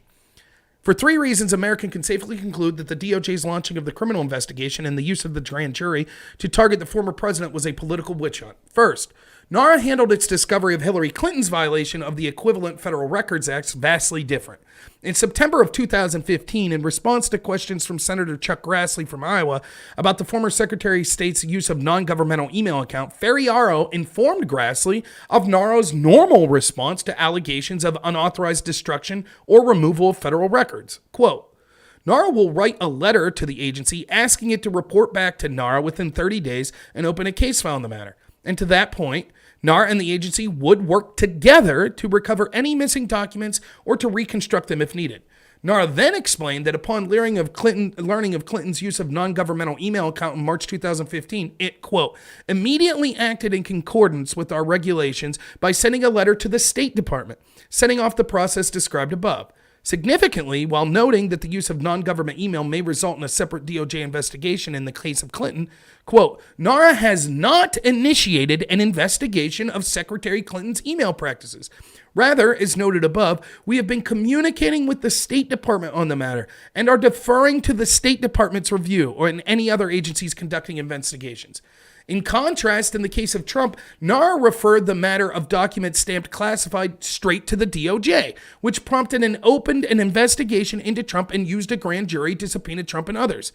Numerous public statements by Ferriaro, who at the time of the referral to the DOJ served as the archivist, suggest a partisan goal underlying the referral. First was Ferriaro's bizarre overreaction to, quote, watching the Trumps leave the White House and getting off in a helicopter while Sullivan was carrying a white banker box. What the hell's in that box, he claimed. Then there was Ferriaro's admission that he decided to retire at the end of April 2022, quote, because he is worried about the political future. It's important to me that this administration replace me, Ferriaro said, adding, I'm concerned about what's going to happen in 2024. I don't want it left to the unknowns of a presidential election. That's quite strange for a claim for an archivist to make, suggesting that it has to do with politics for the performance of his role. Third, Ferriaro's comments during the post-retirement interview discussing January 6th suggest he holds an anti-Trump bias. Quote, on his office television, Ferriaro, the archivist of the United States, had watched outgoing Trump whip up the right-wing crowd near the White House, the Post reported. Ferriaro said he recalled, this is an angry mob, really angry people thinking to himself, if these people realize what's in this building they're passing, we're at risk here. The former archivist called January 6, 2021, the worst day of his tenure as the keeper of the nation's collective memory and the worst day of my life, the absolute worst. I wonder if he felt the same when lefties were rioting, trying to use Molotov cocktails to break into the White House. No, didn't think. It is not merely NARA's referral to the DOJ and Ferriaro's apparent bias that suggests a political motive, however. It is the reality that even if the documents were classified, Trump has the right to access them, and NARA could have worked with the former president to set up a secure location for his presidential papers, which is exactly what it did with Obama. In 2016, before Obama left office, he rented a private facility at Hoffman Estates to serve as a storage place for his presidential papers, and by October 2016, while he was still in office, shipments of artifacts from his presidency began arriving at the suburban Chicago facility. A year later, the Chicago Tribune reported that after the National Archivists and Records Administration had worked with the former Democratic president to ship his documents to the Chicago suburb, where they were stored and kept secured, Obama decided not to retain a paper archive at his presidential museum, meaning they would be shipped back to Washington once a decision was made where to keep them permanently. The Obama documents, both classified and unclassified, remained in Hoffman Estates well into 2018, as evidenced by a letter of intent executed between Ferriaro on behalf of the National Archives Trust Fund and the Obama Foundation. Among other things, the letter intent memorialized the Obama Foundation's agreed to transfer up to $3,300,000 to the National Archives Trust Fund and to support the move of classified and unclassified Obama presidential records and artifacts from Hoffman Estates to NARA-controlled facilities that confirm the agency's archival storage standards for such records. The only difference between Hoffman Estates' storage of Obama's presidential records that began in 2016 and Mar-a-Lago's storage of presidential records was that the documents were technically within the possession of NARA.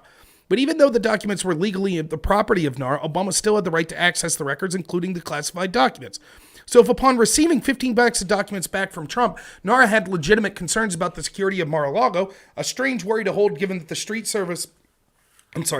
Service must safeguard the location of Trump and his family, a bureaucracy committed to the country and safeguarding her artifacts would have worked to arrange for the documents to be preserved under the auspices of NARA to control in a location chosen by Trump, as it had done with Obama. But the presidential records were never the concern, nor were the documents with classified markings. The goal was always to get Trump, which is why NARA referred the matter to the DOJ, which then used a grand jury to investigate the former president of the United States. Once the grand jury began the case, under the apparent auspices of violating the Presidential Records Act, if the sources are to be believed, the DOJ teed up the possibility of obstruction of justice charge for anything less than full cooperation in the mind of the FBI. Whether Trump's lawyers signed a declaration that inaccurately claimed that Trump had no documents marked as classified is unknown. If so, it would appear an obstruction charge will be forthcoming.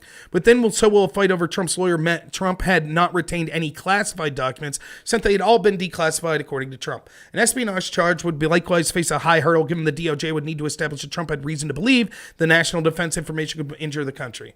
That leaves, at this point, Section 2017, which criminalizes removal, destruction, etc., but Trump did not remove the records and likely did not designate the records for shipment by GSA. And even if he did, Section 2017 seeks to protect government property. And if what Trump possessed consists of mere copies of government records, there should be no violation. Given these problems with the underlying legal theories, targeting the political enemy of the former president of the United States with search warrant represents an unforgivable lapse in judgment. And it is the case for the DOJ to recover these vital national security documents. The shifting stories have been spread by leakers, and the rationale is simply pretext. After all, within the course of 1 week, the justification for the search went from nuclear secrets to classified documents to video suggesting the documents were not secure to video suggesting the Trump team was serendipitously moving documents to a confidential human source claiming that Trump possessed the presidential records to a supposed lie by Trump's attorney there were no documents present in Mar-a-Lago. No matter the excuse provided for the raid, however, the reality remains that the Biden administration launched an unnecessary grand jury and criminal investigation into Trump based on a referral from a partisan archivist. And all Americans of goodwill see the obvious difference in the treatment of Clinton, Obama, and Trump, proving the investigation's purpose was to get Trump. Now do Biden.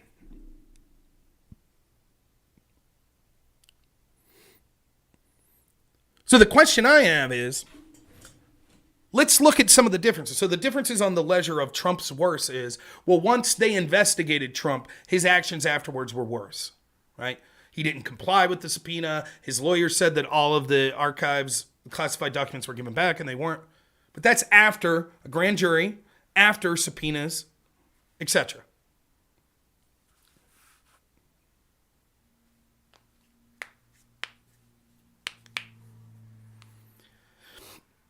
So the question is, why isn't Biden getting the same treatment? Now, Biden was vice president in 2016. Now, if we go back and we look at the top of this article, according to leaks or stories claimed to be sourced by leaks of people involved,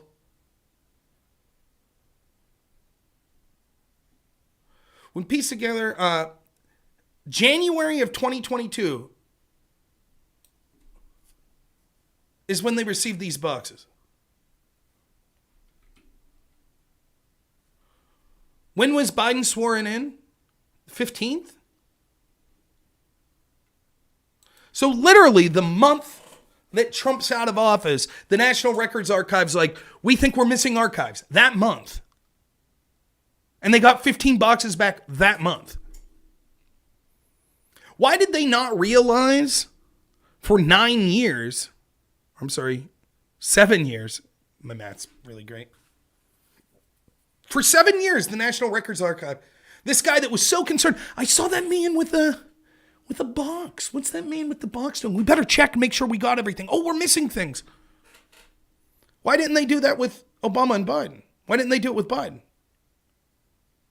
7 years and they never bothered to say, hey, we're going to make sure we have everything. 7 years? Never got around to it. Still didn't. How can that be?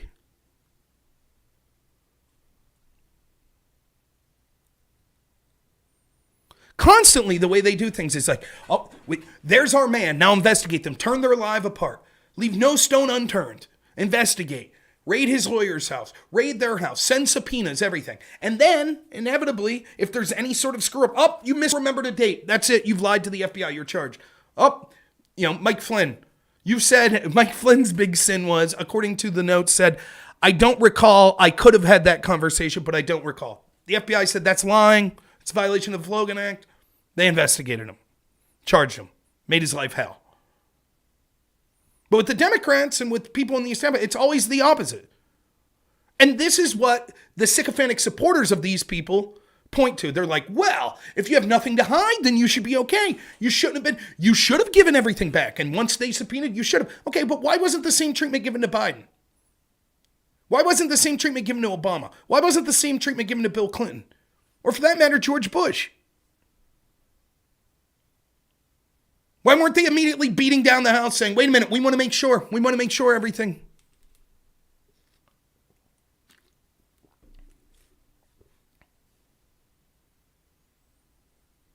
Justin, would you like to call in? It's very easy to fool me. Why don't you call in with someone as stupid as me? It'll be easy to put me in my place. Go ahead.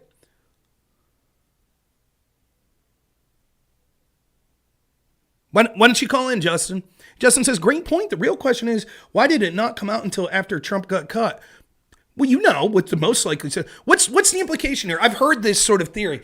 I believe the implication, this is now the same people that called you a conspiracy theorist if you said that using unverified opposition resources to spy on Trump's team. And they said, that's a conspiracy theorist. That would never happen. And they constantly said you were a conspiracy theorist if you said that the federal government was working with social media, suggesting that people be censored. And that was a conspiracy theory. And saying the Hunter Biden laptop was real, that was a conspiracy theory. Those people, you want me to tell you? You want me to tell you what Justin's trying to say? You tell me if I'm incorrect in your assessment here, Justin. This is what Justin's trying to say. Some lawyer for Trump, or Trump paid someone to break in to Biden's residence, to break into these places that were ran by Biden and put these classified materials. That's what happened. Biden didn't do anything wrong. Trump paid people to plant the evidence. Is that what you're suggesting, Justin? Go ahead. Simple yes, no will suffice. Are you suggesting that Trump or supporters of Trump planted this evidence? Is that your suggestion? A simple yes, no will suffice. He won't answer, of course. He won't call in.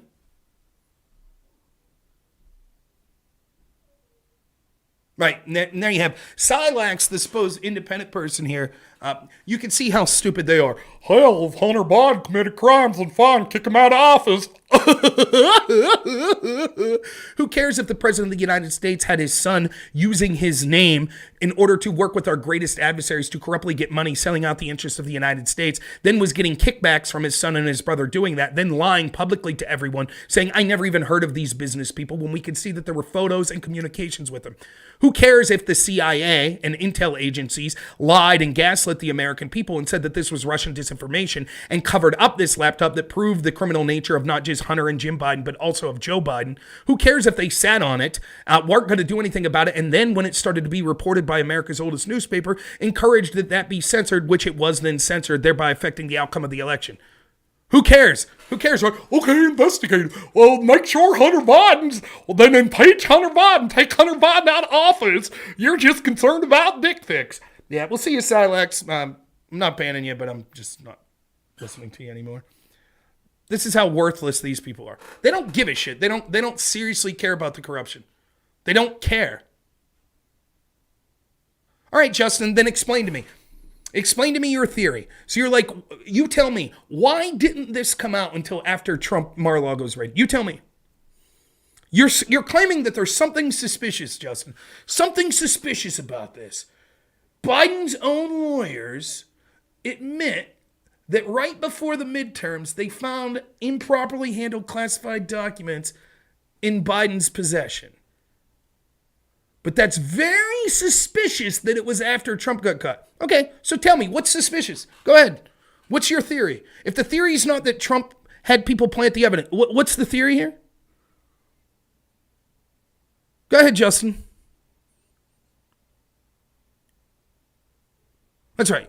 They have nothing to say. It's always just on, and this is how it constantly, and if you followed my show for a while, you know this is how it goes. Someone will say something like this: Rob supports Trump and Trump said drink bleach. And I'll be like, no, Trump didn't say drink bleach. Yes, he did. Yes, he did. I'm like, you sure about that? Yeah. Then I'll go through it. I'll be like, here's all the quotes from what was said that day. Show me where the word bleach is mentioned.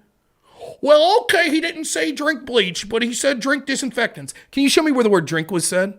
Okay, well, he didn't say drink, but he said inject disinfectants. Right, and disinfectants, there are many disinfectants that we actually do inject in the body. And actually, what he was talking about was UV light. UV light's not a disinfectant. Yes, it is. Here's the proof of that. Well, still, when he said inject, he wasn't talking about UV light, and there are no disinfectants that you inject like that. Yeah, here's a list of disinfectants that actually are injected into the body that are used by professional medical people. Well, it's clear he meant drink bleach. No, it's clear that's not what he said. Well, anyways, Trump said Nazis are good people. No, Trump didn't say Nazis are good people. Let's go through it.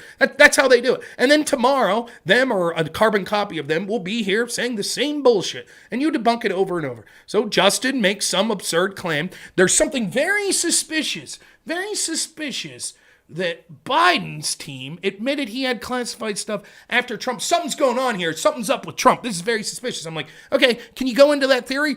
You support a con man, Chinese business accounts. You support a con man with Chinese business. Read again, fat man. Oh, thanks so much. Justin says, you spend more time. Let's go through the quotes of what Justin said.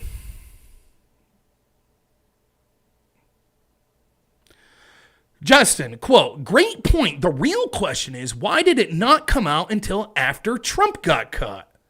After Trump got caught, suddenly Biden had them for 7 years? Trump is a crook.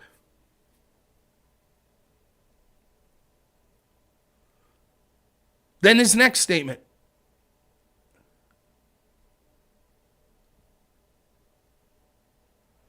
Who said you were stupid? Here comes the unrelated tangent. Justin never said that. This guy's painting his own narrative. You said it was. I didn't say that.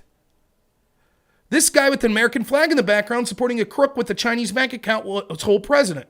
You spend more time pretending like people say things they never said. It's an attempt to make Trump's crime look less severe.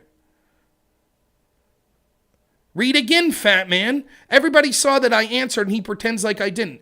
No, what you answered at the very end after I went on and on talking about, what are you saying? Why is this suspicious? How does that, okay, let's say you're right. Let's say that the only reason this story is coming out is because it's an attempt to make Trump's crime look less severe. So your claim is this, that the people that are the lawyers for Joe Biden released this story to CNN and other left-wing outlets because Joe Biden's lawyers and CNN are attempting to help Trump. That's your claim? That's the claim you're making here. Or are you merely saying this story happened to have came out and now people that support Trump are saying, look, there's a double standard?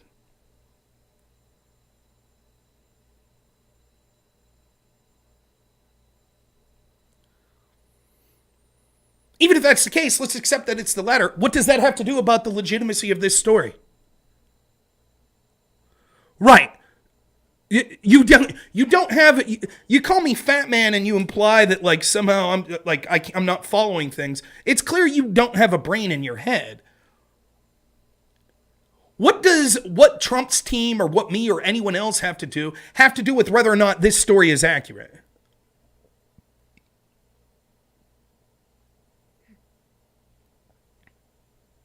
What does it have to do with it?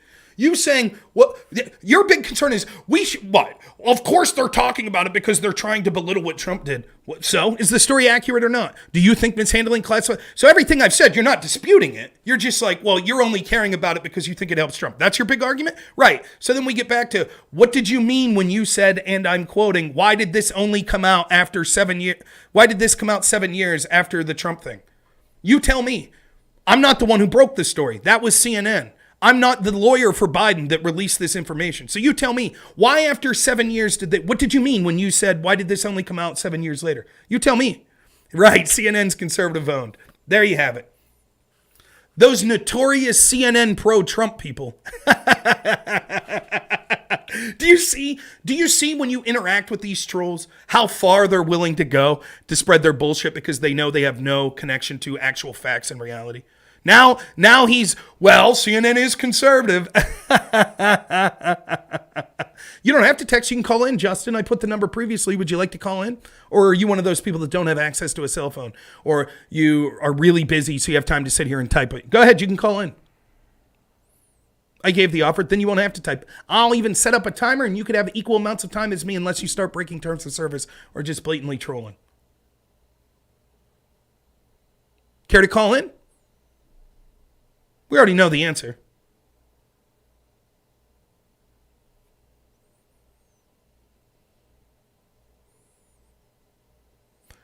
Right, that's why I'm telling you don't have to type. Now, let me give you a plausible theory of why it came out. You want to know the reason it came out? Because once they were worried that Republicans were going to win the House, they were like, oh shit, they're going to start investigating this president. And they were afraid if they started investigating, they would find these classified documents. And so they tried to preempt it by saying, oh, we found classified documents. But even though they found them before the midterms, they didn't say anything until after the midterms because they didn't want to affect the Democrats' chances in the midterms. So they waited until after the midterms and then said, oh, look, we just happened to find these our harm. Oh, look, there's another location we happen to find things. Whoops. That way, when Republicans do start these investigations, if they find this material, they'll say, well, that's old news. We already told you about that before an investigation was launched. That's what they're doing.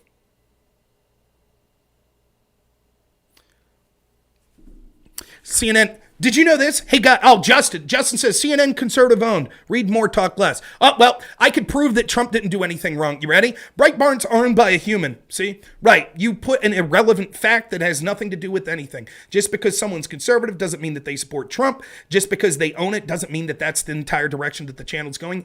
Anyone in their right mind that thinks that CNN obviously is trying to carry water for Donald Trump is full of shit. Everyone here knows it. You know that.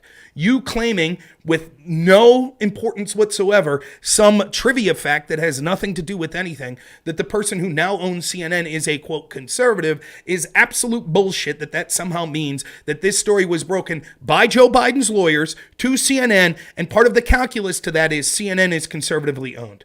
Everyone understands how stupid that is, and you probably understand it too, but if not, it's because you are literally the dumbest person in the room. But more likely, you're just a troll that's trying to deflect. And as I go through this, you can see that you've fallen so far that you're literally trying to claim in part of your conspiracy about how it's strange that this story didn't break until 7 years later and after Trump's home was raided, that now as part of that conspiracy, you're trying to gaslight us into saying, well, hey, CNN, maybe they do hate Biden. Maybe they do like Trump. They're conservative owned. That's right, Robert Whaley. He doesn't care. If it's an attempt to make Trump's crime look severe, then the implication is that Biden committed a severe crime.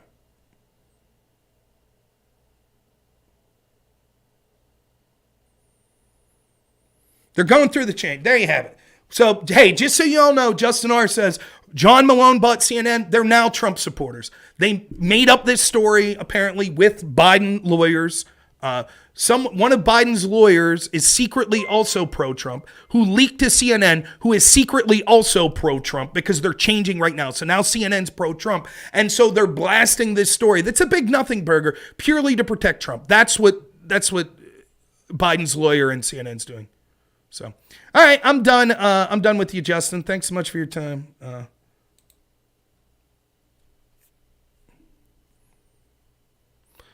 I understand arguing with an idiot's most of the time not fruitful, but I enjoy it. It's like I enjoy playing with them. I feel like a cat playing with a mouse before I eat it. It's fun to me. It's one of the reasons I love doing this show. You can see the little how I talk a little faster. My voice upticks when these people start this stuff because I enjoy it. That's great. It's fantastic. And also it allows the audience to see just how far these people are willing to go. So the National Records Archive, NAR, why did they never look into it? Why not an investigation into NAR? How is this not, right? Think about this. So we have an institution, the National Archives, right, that are so vigilant that days after Trump leaves office, they're like, we think things are missing.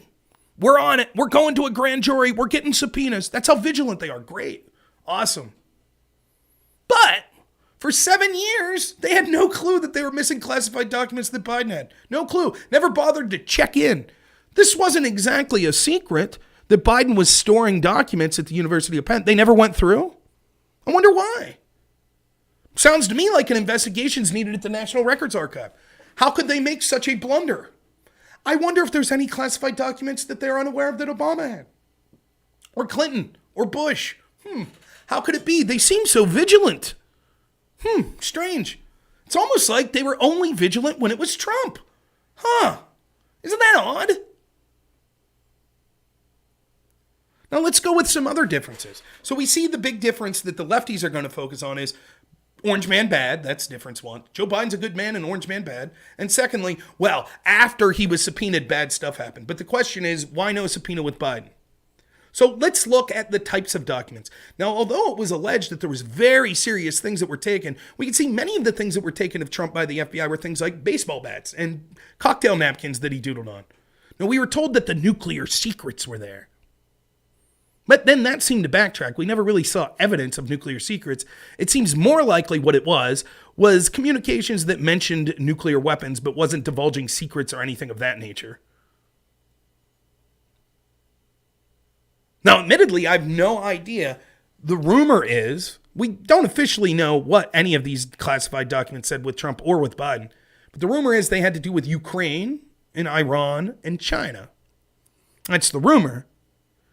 That would be very interesting considering that these classified documents concerning Ukraine, for example, are being hidden by the very man who was forcing a quid pro quo to the government of Ukraine to fire a prosecutor that was looking into his son's company where his son, with no expertise whatsoever, was making tens of thousands of dollars a month. And then an email says 10% was going to the big guy. That'd be very interesting.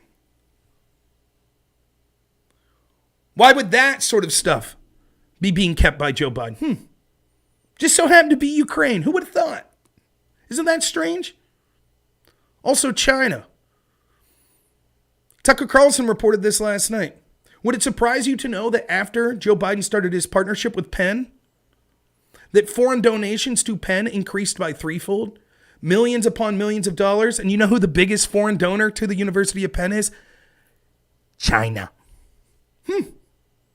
And yet that same university, with Joe Biden's approval, is storing classified documents involving China. I wonder, do you think any of the donors had access to it? Let me ask you this. Do you think the Secret Service was at the University of Penn protecting these documents? Do you? They were at Mar-a-Lago, because that's where the former president was, so the Secret Service had to be there. What's the security like at the University of Penn? Who has access to these documents? Is it just the school security? The same school that's being paid millions of dollars by China? You don't think China would like to see what's in those classified documents? Do we trust that security at the University of Penn is more secure than the Secret Service? Well, it seems to me like the ability for hostile foreign powers to get access to these classified documents was much more likely when you have random school security protecting it. A school, by the way, that is receiving millions of dollars from those hostile foreign countries, as opposed to when the Secret Service is protecting it. And there's video surveillance that's actually being subpoenaed.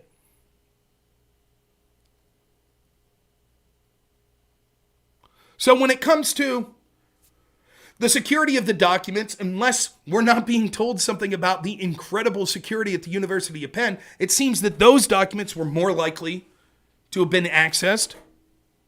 When it comes to the people that would have had access to, we know that China was sending millions of dollars. When it comes to the material, we know the material was directly regarding one of the countries that was sending millions of dollars. When it comes to the length that these documents were classified and were not being put in the proper place, clearly longer with Biden. And then there's another thing, which this is the big one you've heard people say. As president, Trump technically has the right to declassify anything he wants. As vice president, Joe Biden does not have that right. So there is a legal argument that Trump was actually allowed to have classified documents, but there is no legal argument that Joe Biden was allowed. And yet, given all that, we didn't see the National Records archivist say, I'm very troubled. We need to go to a grand jury. They didn't, the month that Joe Biden was leaving the vice presidency, say, hey, we need to check in. We need to come in there. We want the FBI or we want the Department of Justice to come in there and search things and take boxes out. They didn't do that. I wonder why.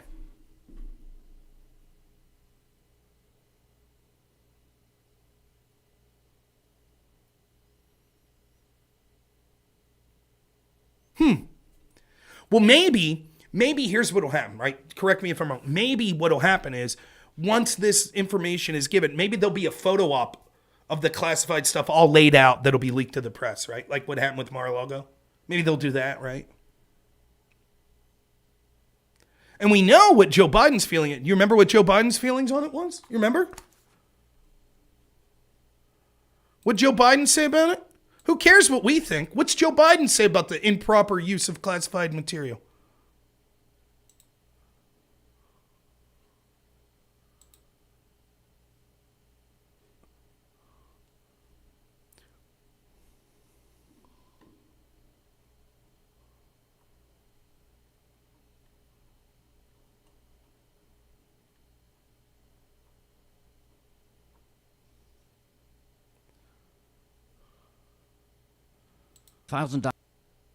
Documents of you. Let's hear what Joe Biden said again. Not my words. Who cares what me and you think? What's Joe Biden think about the improper storage of classified material? Files and documents of yours just found. You're the sitting president. These were classified documents. What did you think when you found out? How that could possibly happen. How anyone could be that irresponsible. And I thought, what data was in there that may compromise sources and methods? By that I mean names of people who helped or et cetera. And it's just totally irresponsible. Do we want someone who's totally irresponsible that's jeopardizing the lives of people who helped us as president of the United States? It would seem someone that irresponsible, according to Biden's logic, shouldn't be president. So I assume Biden will be stepping down, right? Or be admitting, I'm totally irresponsible and I jeopardize sources and methods and people that helped us. Or we're going to wait for that statement, right? From Joe Biden. That'll be coming. That's what all the Democrats, regardless of what they say, well, that's different. What Trump did, he violated subpoenas. He did this, he did that, he did this. And that's why we don't need a raid. All that stuff aside, you could all admit now that Joe Biden was irresponsible and jeopardized the lives of our allies, correct? You'll admit that at least, right? Even if you don't think he should be raided. Oh, that's right. You won't, because you never believed the bullshit you were saying in the first place.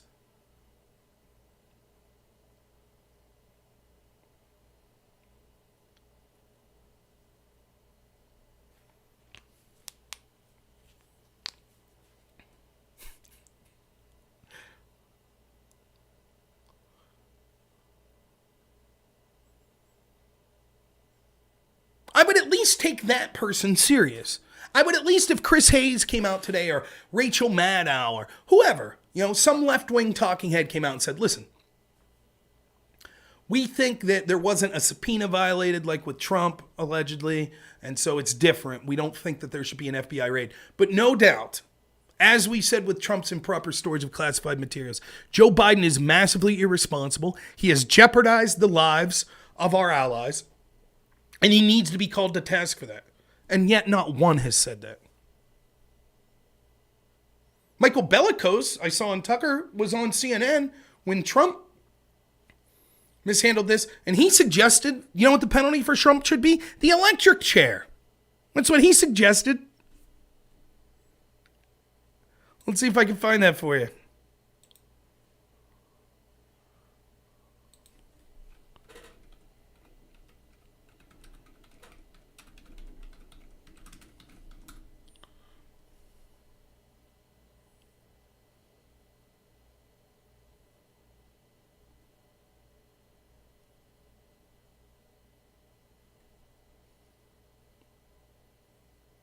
One second.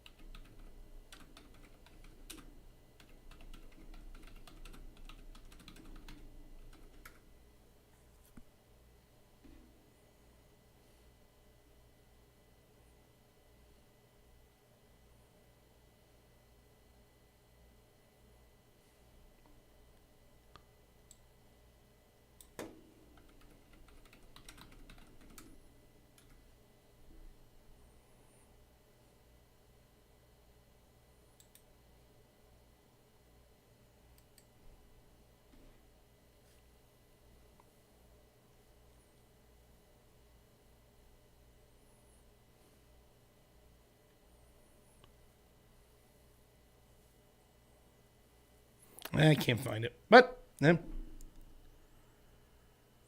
you notice that there's T.S. Slummy, or T. Slummy, probably someone who's had their account. I'm not reading it anymore. You notice these people that come in, they have nothing to say. Trump's the worst. He's the worst. He's bad. Trump's a crook. He's bad. Never talk about the specific things that we're talking about, ever. Trump's bad. He's a bad guy. That guy's a bad guy. I saw a cowboy movie and he had the black hat on, so yeah, that's a bad guy. He's a bad guy. He's the worst. He's the worst.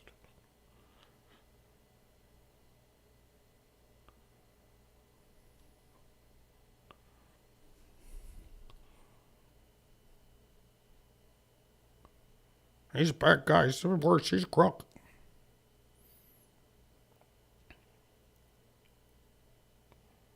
So that's my take on this.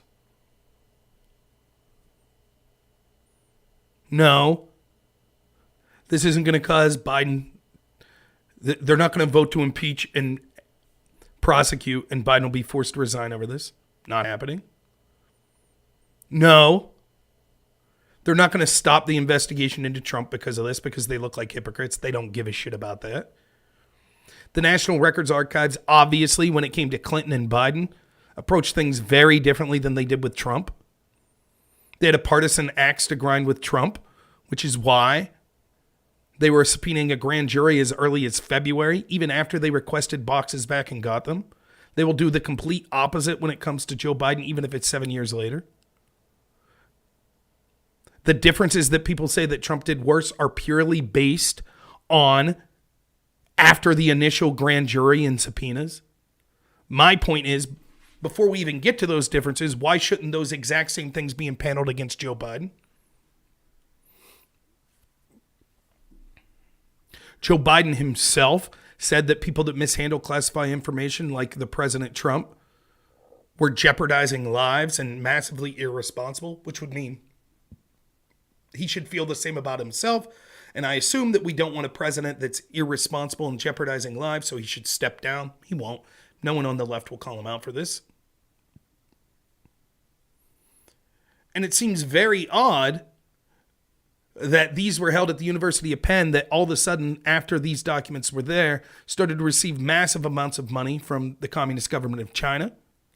They would not have been able to secure these files as well as they would have been secured at Mar-a-Lago with surveillance and the Secret Service being there.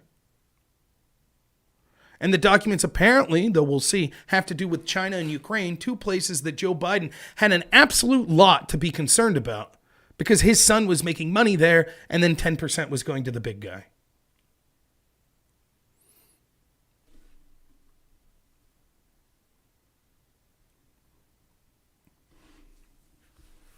They don't give a shit. This is why, you remember when I was debating Pisco and them? And I was like, this is the standard you're employing now. When they were like talking about the raid of Mar-a-Lago. I was like, I just want to get your standard for when we're allowed to raid a president like this. Can we get your standard? And they were all for it. Okay, let's hear where they're at today.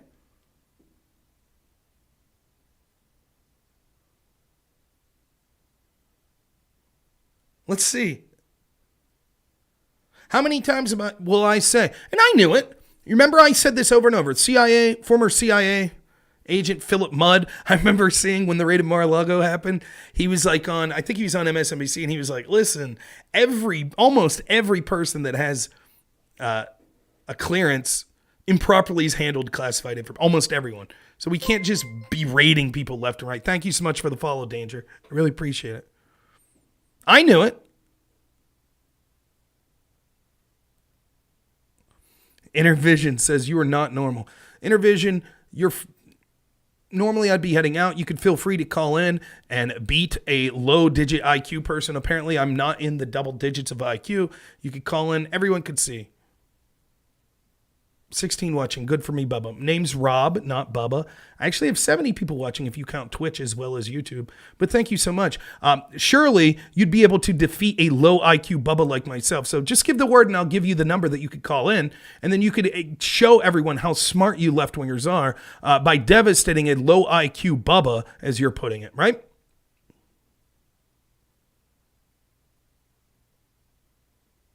Oh, Pisco will debate me on it one-on-one. Fantastic.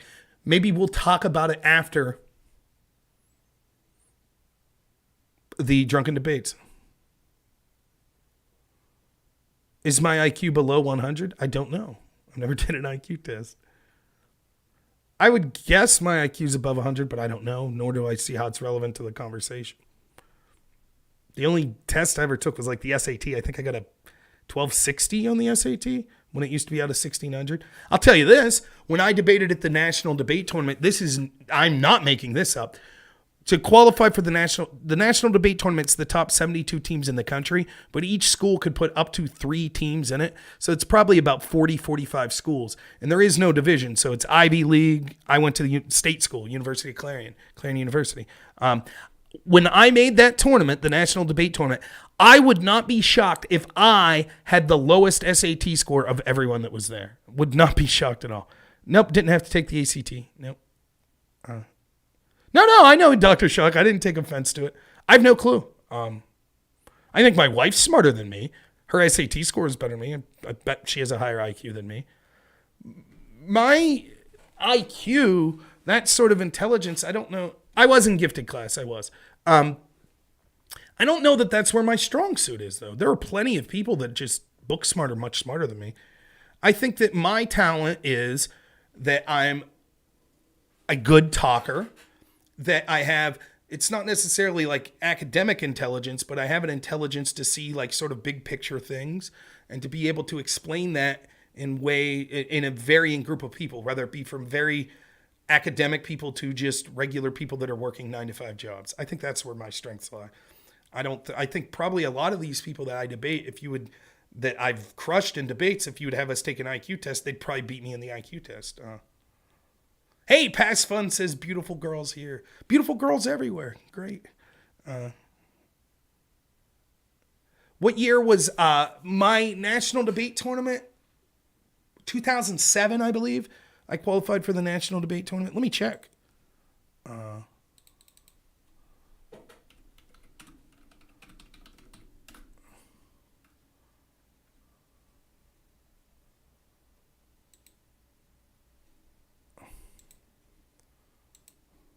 Clarion debate team qualifies for national debate tournament, March 2017. robnoerr. Oh, they spelled my name R-O-B-B. Come on. And Taylor Hahn of Clarion University, still a good friend of mine. Tay's a great guy. Qualified for the NDT during District 7. District 7, they put District 8. Qualifier hosted by University of Mary Washington. The NDT scheduled March 3rd. That's my coach. This is the first time Clarion is qualified for the NDT, said Jim Lyle. I believe it's also the first time a team from the state system of higher education is qualified for the tournament. Yeah, no state school had ever qualified before. Although the team has been pretty successful the past few years, this feat is at least as significant, if not more so, than previous accomplishments.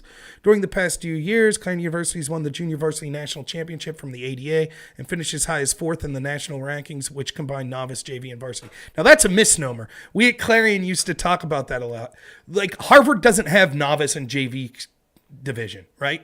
But when you add up the total year scores, novice, JV, and varsity all are equal. So if you have the top national novice team, that counts the same as having the top national varsity team. So the biggest programs, they don't really have novice and JV. So at Clarion University, we had novice, JV, and varsity, and we were pretty good in all three. So we could say we're the 4th best team in the country, which is bullshit. We were not. At the top level, we were probably in the top 60 teams.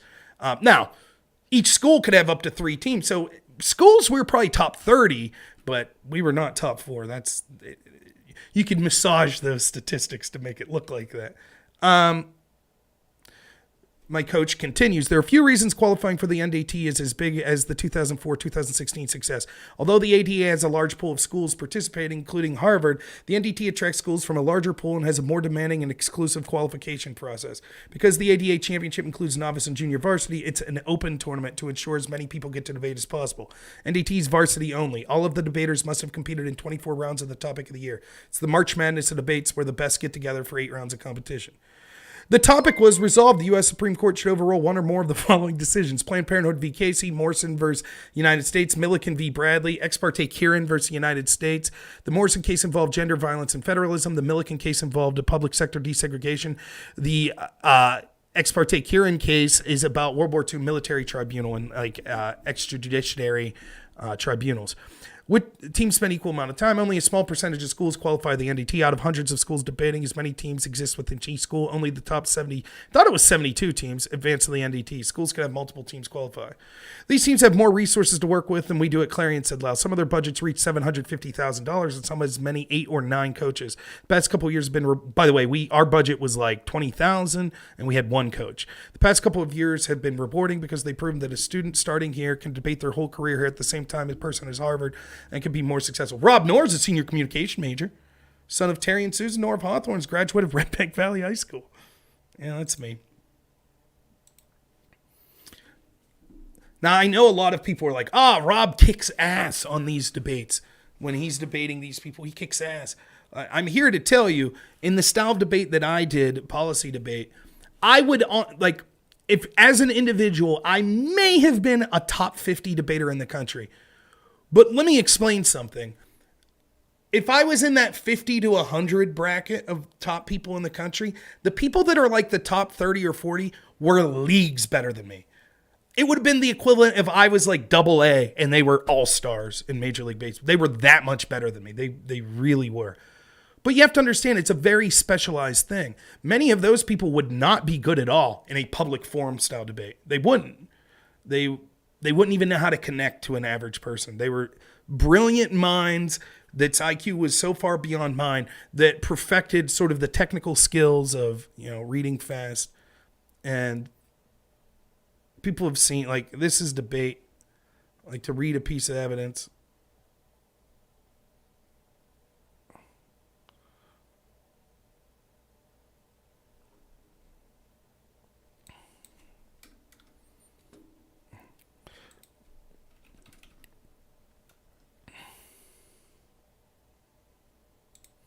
And I've done this. This is my little gimmick. We'll see if I can get someone to give me a donation for being a dancing monkey here.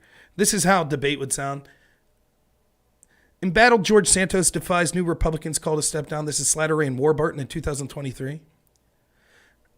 Embattled U.S. Representative Sanders said he had no plans to have fellow Republican called to step down to plea they made Wednesday. They called the lie after a lie about a square. The top representative Kevin McCarthy said he had no intention to pressure Sanders a narrow 222 to 212 majority of the public believed, but the top down some Republicans in the Santos, a suburban New York district, and New York Republicans made their plea to news conference day after the question on Sanders coming in with the filing of federal election commission. It's just a lie after a lie. It's become partisan, said Cairo, the party premier of Nassau County. The Republican Representative Langworthy in New York said that Esposito, who is the district attorney of Sanders, also calling on the first term Congress to step down and joined by colleagues calling George Sanders have the ability to serve as the House of Representatives should resign. Those called some of the Capitol Labrador plans Twitter was elected. Started the people in New York 3 and not party politicians remain committed to doing that here local office officials. And he wrote in a congressional district, McCarthy said, representatives not long words to choose a representative of America Day who's simply innocent until proven guilty. Sanders said much of Nassau County is much of small sites and the courts admitted to fabricating resume each 1 November race to President Roberts and the margin of 7.5 percentage points. Victory is quickly overshadowed by media reports indicating that the presiding representative of the people that work in fiction among other claims Sanders said his degrees in New York University Berkeley College to stay in the institution the company accounting and played with work the Goldman Sachs City Group, which is also on jury, said the falsely his Jewish grandparents escaped the Nazi during World War II for him to make up a story the parents of the Holocaust is beyond the bail. Judge Cal Regents in Nassau County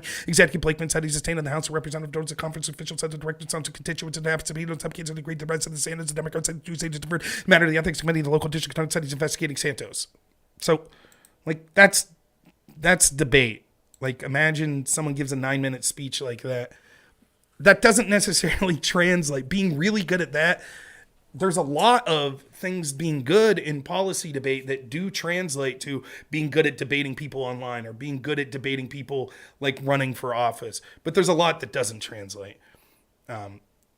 When I talk fast, I talk fast now normally, and it's because of debate. Because you have to understand, reading fast is one thing, but thinking fast and then talking fast.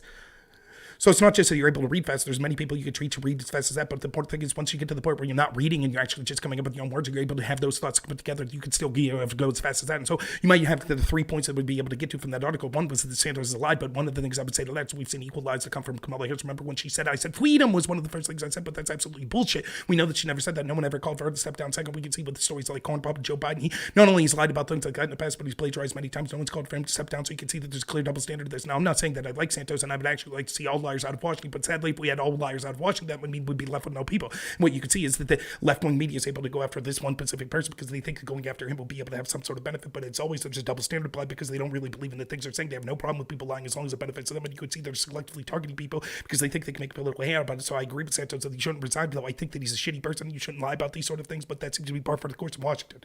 That's really hard to do. That's the level. Reading, you could teach a novice I could teach you to read fast. And what you'll see is in debate, the novices that would come in, a lot of these coaches would train their teams to speak really fast. And so the way debate works is you have teams of 2 and each person gets to speak in a constructive speech and in a rebuttal speech. So the first affirmative construction speaks 9 minutes, then the first negative constructive speaks 9 minutes, then the second affirmative, then the second negative. By the time you get to the rebuttals, which are 6 minutes apiece, and each person gets to speak again, you're not really reading much anymore. The evidence has kind of all been there, and now you're rebutting the evidence. You're discussing what's been like. You might read a piece of evidence or two, but basically then you have to talk. So what you would see is the first speeches are all written. So for 9 minutes, you'd see some freshman, reading, and then they'd get to their second speech where you're not reading, and they'd be like, our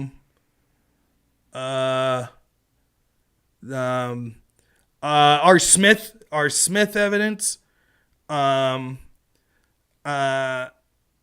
extend our Smith evidence. And it's like, why are you the whole reason that you talk fast is to get as many arguments as possible out there. But when you get to the rebuttals, if you have 6 minutes, people would stand up and speak for 40 seconds and then sit down. It's like, why are you speaking fast? Just speak in a normal conversational tone then and say what you're going to say and then sit down. Don't speak like a madman and then not be able to follow it. It's no good to speak that fast if you can't even follow it yourself. I did make my point, didn't I, Grasshopper? Thank you so much, Kyle. I really appreciate you're always incredibly generous.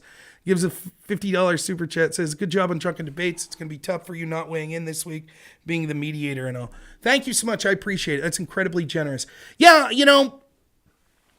not to talk about debate. Model UN was fun. I never did it. I did parliamentary debate, which isn't like that. You're not talking fast.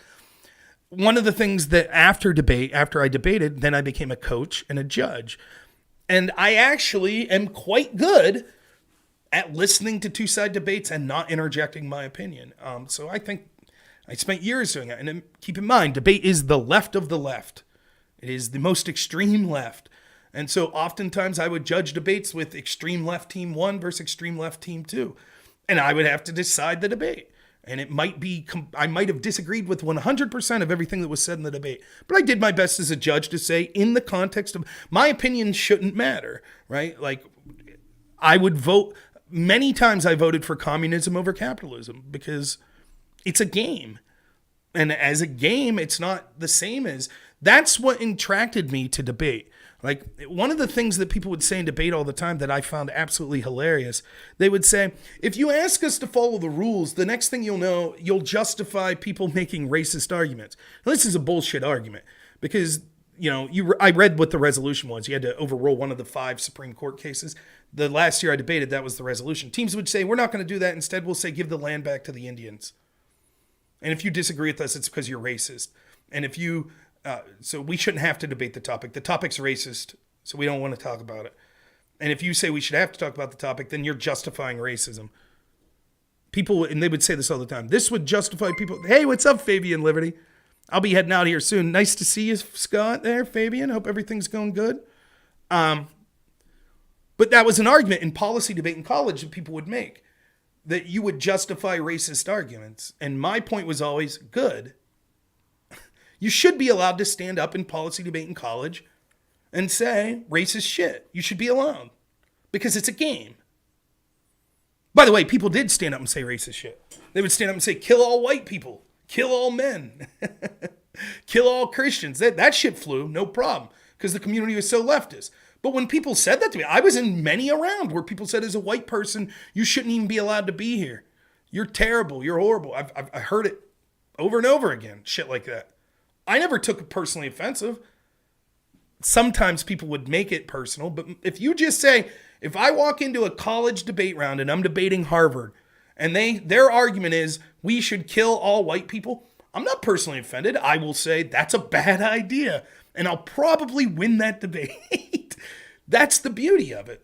Debate as a game in college was a laboratory of ideas. You should be allowed to say ridiculous shit. And the more ridiculous thing you say, the more likely you're going to lose. Imagine that you're playing a video game, right? Like you're playing... There used to be this game, I don't know if they still do updated version of this, but I remember this game Fighter Maker, right? And the idea of it was for like PlayStation 1, I think. The idea of it was, imagine a game like Street Fighter, right? Well, Fighter Maker, what you did was you could make your character, give them specific hairstyle and clothes, and then their moves, give them specific moves. So you want this guy to shoot fireballs or have high kick, whatever. And then you could adjust how strong each of those moves were and what the input was. And I remember my buddy spent hours and hours and hours creating, all the little details of his guy. And my guy was just like a generic mannequin looking guy. And all I had to do was hit the A button and he pointed at you and you just die. That was it. Just boop. And I was like, yeah, I win. I'm killing it, Now imagine, right, that you're not an asshole like me and you're actually trying to create a character and you want your character to be ridiculous. You're like, you know what I'll do? I'll make all of my character's moves the weakest possible. And I'll make it so he's got little stubby arms or whatever. So he's like, you could do that. You'll lose, but have at her. That's how I felt when people were like, well, you justify people standing up and saying like, kick all the black people out of the country. What if a team did that? They'd lose. And then they'd get tired of losing and they'd say, I'm not going to do that anymore. Because it's the most left of the left.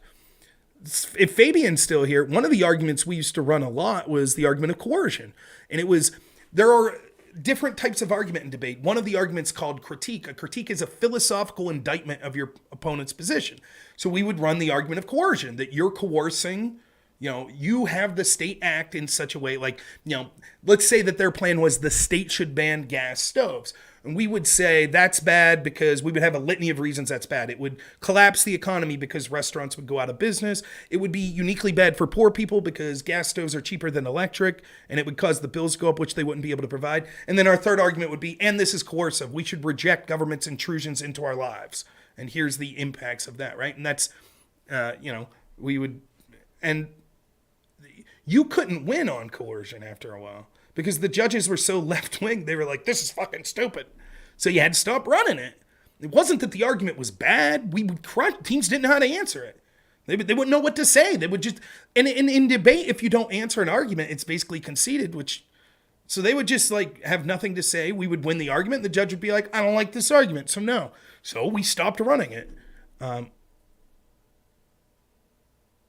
But, it was, that's what debate was. So, I like talking about debate. It's one of the things, it's a weird part of my life. I liked it because I was good at it. It taught me a lot, but not what it was supposed to be teaching you. Yeah, that's right, Fabian. Right? And an argument I had with Pisco, which stemmed from something Destiny said, was he said, show me the coercion in the Twitter files. That's what Pisco said. Show me or that's what Destiny said. Where's the coercion? And it's like, are you kidding me?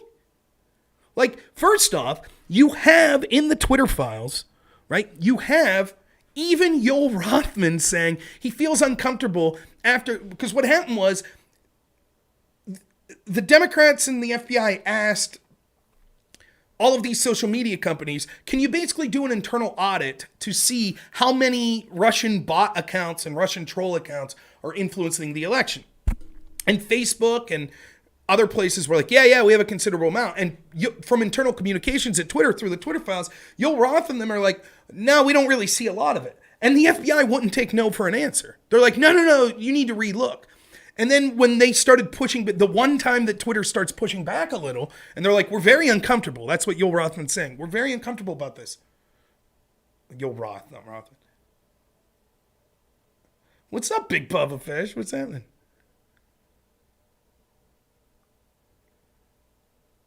And, so they felt uncomfortable. And then what happened was all of these leaks from the intel community started going to media places. I think it was BuzzFeed. And so they started writing articles like, why is Twitter ignoring the Russian influence operation happening on Twitter?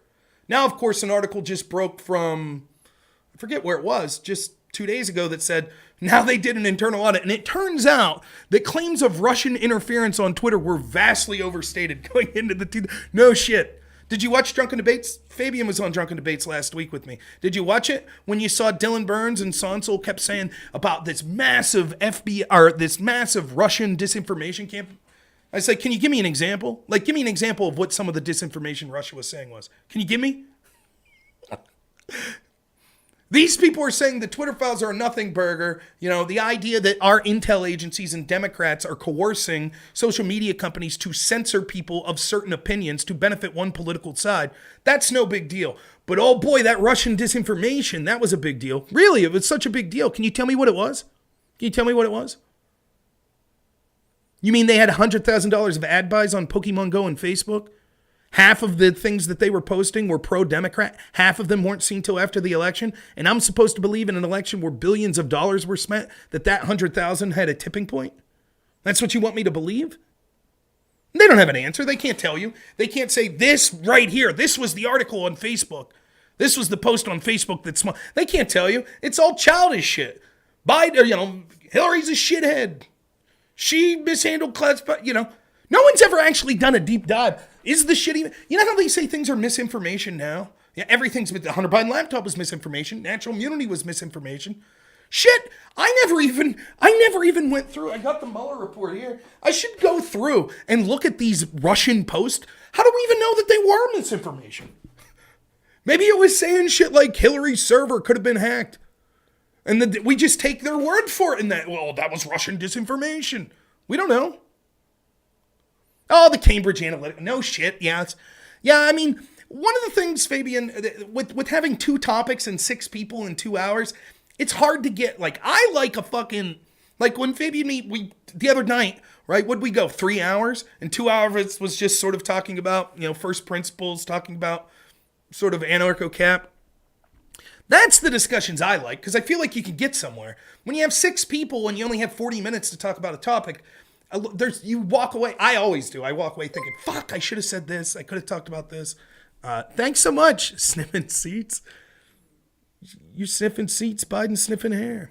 I do have to be done in 7 minutes. I absolutely promised my wife. But yeah, I mean, anyways, back to the point of where's the coercion? So when I talked, Pisco, in fairness, he was typing. He wasn't talking to me. But he was like, what do you think's coercive about this? I said, well, not only did FBI not take no for an answer, and even the people at Twitter were saying, I don't feel comfortable with this. So they felt threatened, right? Which is part of the problem with coercion, right? That you force people against their will to do something. It seems like that's what was happening, at least in part of this Twitter file. But also the coercive aspects of it were the Democrats were constantly threatening these social media companies with regulation if they didn't censor the people they wanted censored. And then the FBI and the Department of Homeland Security are the other end that come in and like, well, here's the list. Here's the people. Here's the arguments we don't want up there. So if you're Twitter, and I've said this a million times, not only do we know that Twitter has an ideological bent from the people that work there to be pro-Democrat, but take that out. The same's true of YouTube, almost all the tech world, right? Take that out of the equation. Let's say that truly everyone that ran Zuckerberg and Dorsey and all of their employees and all of these let's say that they're just weird nerds that aren't involved in politics whatsoever. They're just super geeky, engineer type people, right? They don't give a shit about politics one way or another. They just want to make a product that's maximized profit and maximized usability. People using it. That's what they want, right? No political agenda whatsoever. Now, that's clearly never going to happen, but I'm saying this to steelman the position. Let's say that their personal politics didn't involve it. If you had 2 sides then, and you don't give a shit about either side at all, you find them equally loathsome or you like them equally, the Republicans and Democrat, and you're Twitter, right, or one of these social media companies, and the Republicans come to you and they say, listen, we would like our voices to be amplified and stuff and things like that, and we'd like to not be censored. But if you don't listen to us, we'll write a strongly worded letter and shake our finger at you. And we think you're a private company, so at the end of the day, you can do what you want, right? And then the Democrats say, we want you to censor our opponents. And if you don't, we're going to regulate you, harm you financially, and take your power to run your company away. Which side would you agree with? And by the way, going back to debate, this was a hard lesson for me to learn, right? The two lessons I hated learning the most in debate was, one, our rule from my debate coach when I started was the way a debate tournament usually worked. There's 8-round tournaments, there's 6-round tournaments, but it usually worked like this.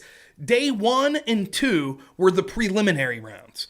And so you would debate, let's say 6 rounds, right? And then the top 50% of the teams move on to the elimination round. And that's day 3. And that's a bracket. They would set up a bracket and then you would just one by one go through until there was a champ, right? That's how it would happen. Our rule at Clarion University was you had to dress reasonably for the prelims. So you had to wear, if not a suit and tie, but khakis and a dress shirt, and probably a tie and dress shoes. But if you made it to the elimination round, you could wear whatever you wanted. So I had long hair and a huge beard. I would wear my Slayer t-shirt, my Hatebreed t-shirt, Sex Pistols, all these bands, just crazy shit. Because that was my fuck you to that community, right? That was my own personal little protest. You snobby, wealthy, big city, going to an Ivy League school, and here I come, who's just some drunk redneck who listens to death metal and goes and sees the Dead Kennedys and 6 Feet Under on weekends, and I'm kicking your ass. And I was really good. And my coach pulled me aside and was like, Rob, do you realize if you'd trim your beard and put on a suit and tie, you would win way more rounds? And he was absolutely right. And it still to this day pisses me off because I was like, I thought that the strength of your argument was all that mattered. That's not true. Your judge is human. Those things matter. Image matters. The other lesson that I learned was me and my partner was a Buddhist. He didn't give a shit about winning at all. He just had fun doing it. And we were widely, I'm not making this up, in the tournaments that we went to routinely, we were widely known as one of the nicest teams. In that we were never complaining, oh, we got cheated. We were super friendly, And if we'd lose a round, the judge has to explain their decision. And even if we disagreed, we'd be like, well, what can we do to get better? And my coach set me aside and was like, you need to start yelling at the judges. And I was like, why? And he's like, because that judge will probably judge you again at the next tournament. And if it's a close round and the judge is like, if I vote against Harvard, they're going to flip shit on me. And I'm going to have to argue with them for an hour and a half. But if I vote against Clarion, they're going to say, well, thank you so much for your time. We really appreciate it. Now, I'm not saying every judge would be like, well, then I'll always vote Harvard. But if it's close, that factors in. And he was right. He was absolutely right. We started arguing with these judges. Next thing you know, we started picking up their ballots in every close round. And it sucked. It wasn't in my character. But the same is true with this sort of coercion that I'm talking about from the Twitter files. Of course, Twitter, for financial reasons, for wanting to stop regulation, and then, of course, their ideology happens to go that direction. They're going to listen to the side that says censor our opponents or we'll regulate you. That's coercion. Pisco's argument is, well, Republicans are now fed up and saying, we're going to revoke Section 230 if you don't stop censoring our political ideology. And he's like, that's coercion too. Sure, technically, yes. I just find that level of coercion acceptable. That's the difference. I think there is a fundamental disagreement for the government saying you can't, regardless of if you think the government should be allowed to say it, because I know there might still be some ANCAPs in here. You might say, I don't think there's a role for the state anyways, right? But if it exists, right, I would think that it's more acceptable for the state to look at a business and say, you can't tell people that they can't come in here based on their race. So if you're a diner, you can't say we won't serve blacks. And if you do that, then we're going to take away your license to operate. That's fundamentally different in significant ways than saying you have to have your business not serve blacks or we'll take away your license to operate. One is saying we want you to encourage the values of the Constitution to allow openness and free speech for all humans. And the other is saying, no, we want you to censor the people we don't like. We want you to keep out the people we don't like.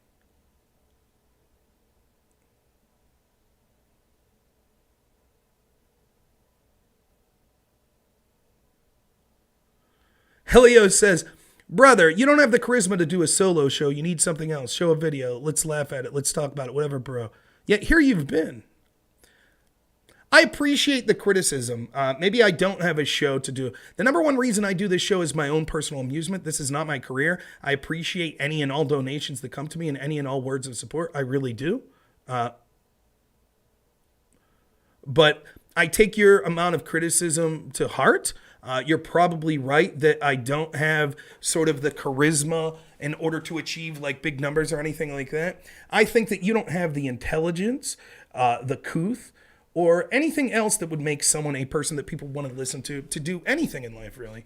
I think that you're probably a sad sack of shit that wants to denigrate and bring other people down under the farce that you're trying to actually improve them by saying that you're giving them some sort of advice. I appreciate your efforts to try to control the direction of my show, but I think that I have more fun calling out sacks of shit like you that's unable to do anything yourself. And so you'll come into someone's chat, and for your personal enjoyment, you would say that you like to, in this case, what you like to do is chat.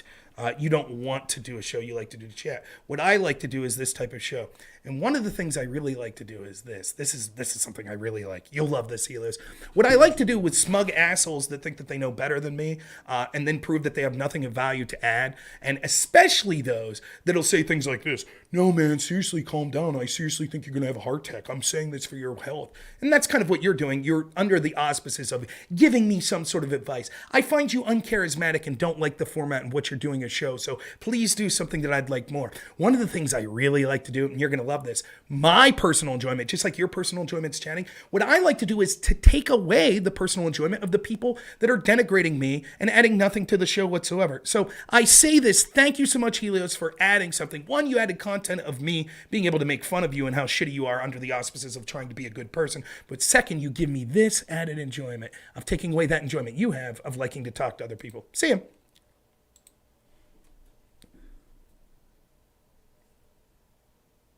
Yeah, you got something now. That's right. My wife, Cleano, comes in and talks mad shit. She hasn't been banned.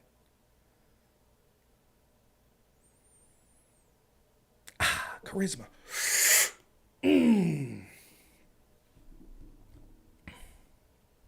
So anyways, my wife's in the chat. It's time to go. Sorry, was dealing with the trolls. My wife would do a better show than me. Shit. Yeah, what's Helios gonna do? Don't worry, he'll create a new cutest photo of the man in the new big red. Oh, in the new big bed. I can't do that because I haven't taken one because he literally went to bed as I was going. But here's what I can do. Let me see here.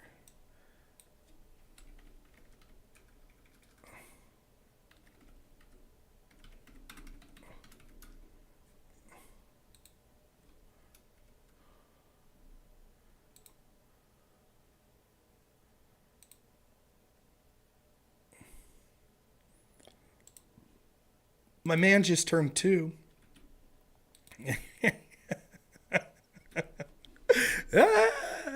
That was at Valley Dairy. He was hamming it up, man. He had all the waitresses and even the other customers. He was pointing at lights. That's what he was doing. He is a character, man. He is. And I'll show you one more picture that's publicly available. Maybe.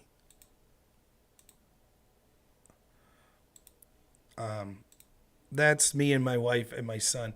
And you're like, what is that pink thing that he's in? That was at the Pittsburgh Zoo. They had a festival of lanterns, and they had giant, like, paper mache kind of dinosaurs. And so that's in a T-Rex. We're in a T-Rex belly right there. So that's me, my wife, and my son. They're the best. I hope Helios is watching going, now that's charismatic. Thank you so much. Anyways, I'm out. Let's find someone to raid. I do appreciate all the support, all the new followers. Tomorrow night, I should be back at the same time, the same places. So wherever you're watching me, you should see me. Let's raid Aircraft Sparky. Yeah, EOD. I knew someone would say that. My wife said that as well. I'm a little classier than to say that. But no, I appreciate it. Appreciate all the financial support. I also appreciate, I can't say enough. If you followed me on Rumble, thank you so much. The last 2 shows I did, if you missed me, Monday and Tuesday, I did debate reviews. That's on Rumble exclusively. So consider following me on Rumble. Someone could put that, I'll put it actually. You can find all of my links here. Hopefully it'll show up. So you see the Rumble one there. So consider following me there on Rumble. Odyssey, I haven't been streaming to so much, so I'll have to update that. Same with DLive, but you can find me at those platforms too. But thank you. I had up to 40, 50 people watching me on Rumble. It means a lot. Understand that Twitch and YouTube will eventually ban me, so it means a lot to see people going over there. So enjoy this raid of Aircraft Sparky. I'm going to go watch First 48 or something like that with my wife until I fall asleep. Big day tomorrow. Taking Hank to get his library card. By the way, remind me all tomorrow to talk to you about what our local library is doing. I think it's cool as shit. They're lending out like tools, vacuum cleaners, carpet scrubbers. That's part of, you could do that at a local library. I thought it was amazing. I thought that's so cool in a low income area like this. So we'll talk about that. But enjoy this raid of Aircraft Sparky. Thank you so much. As always, have a good one.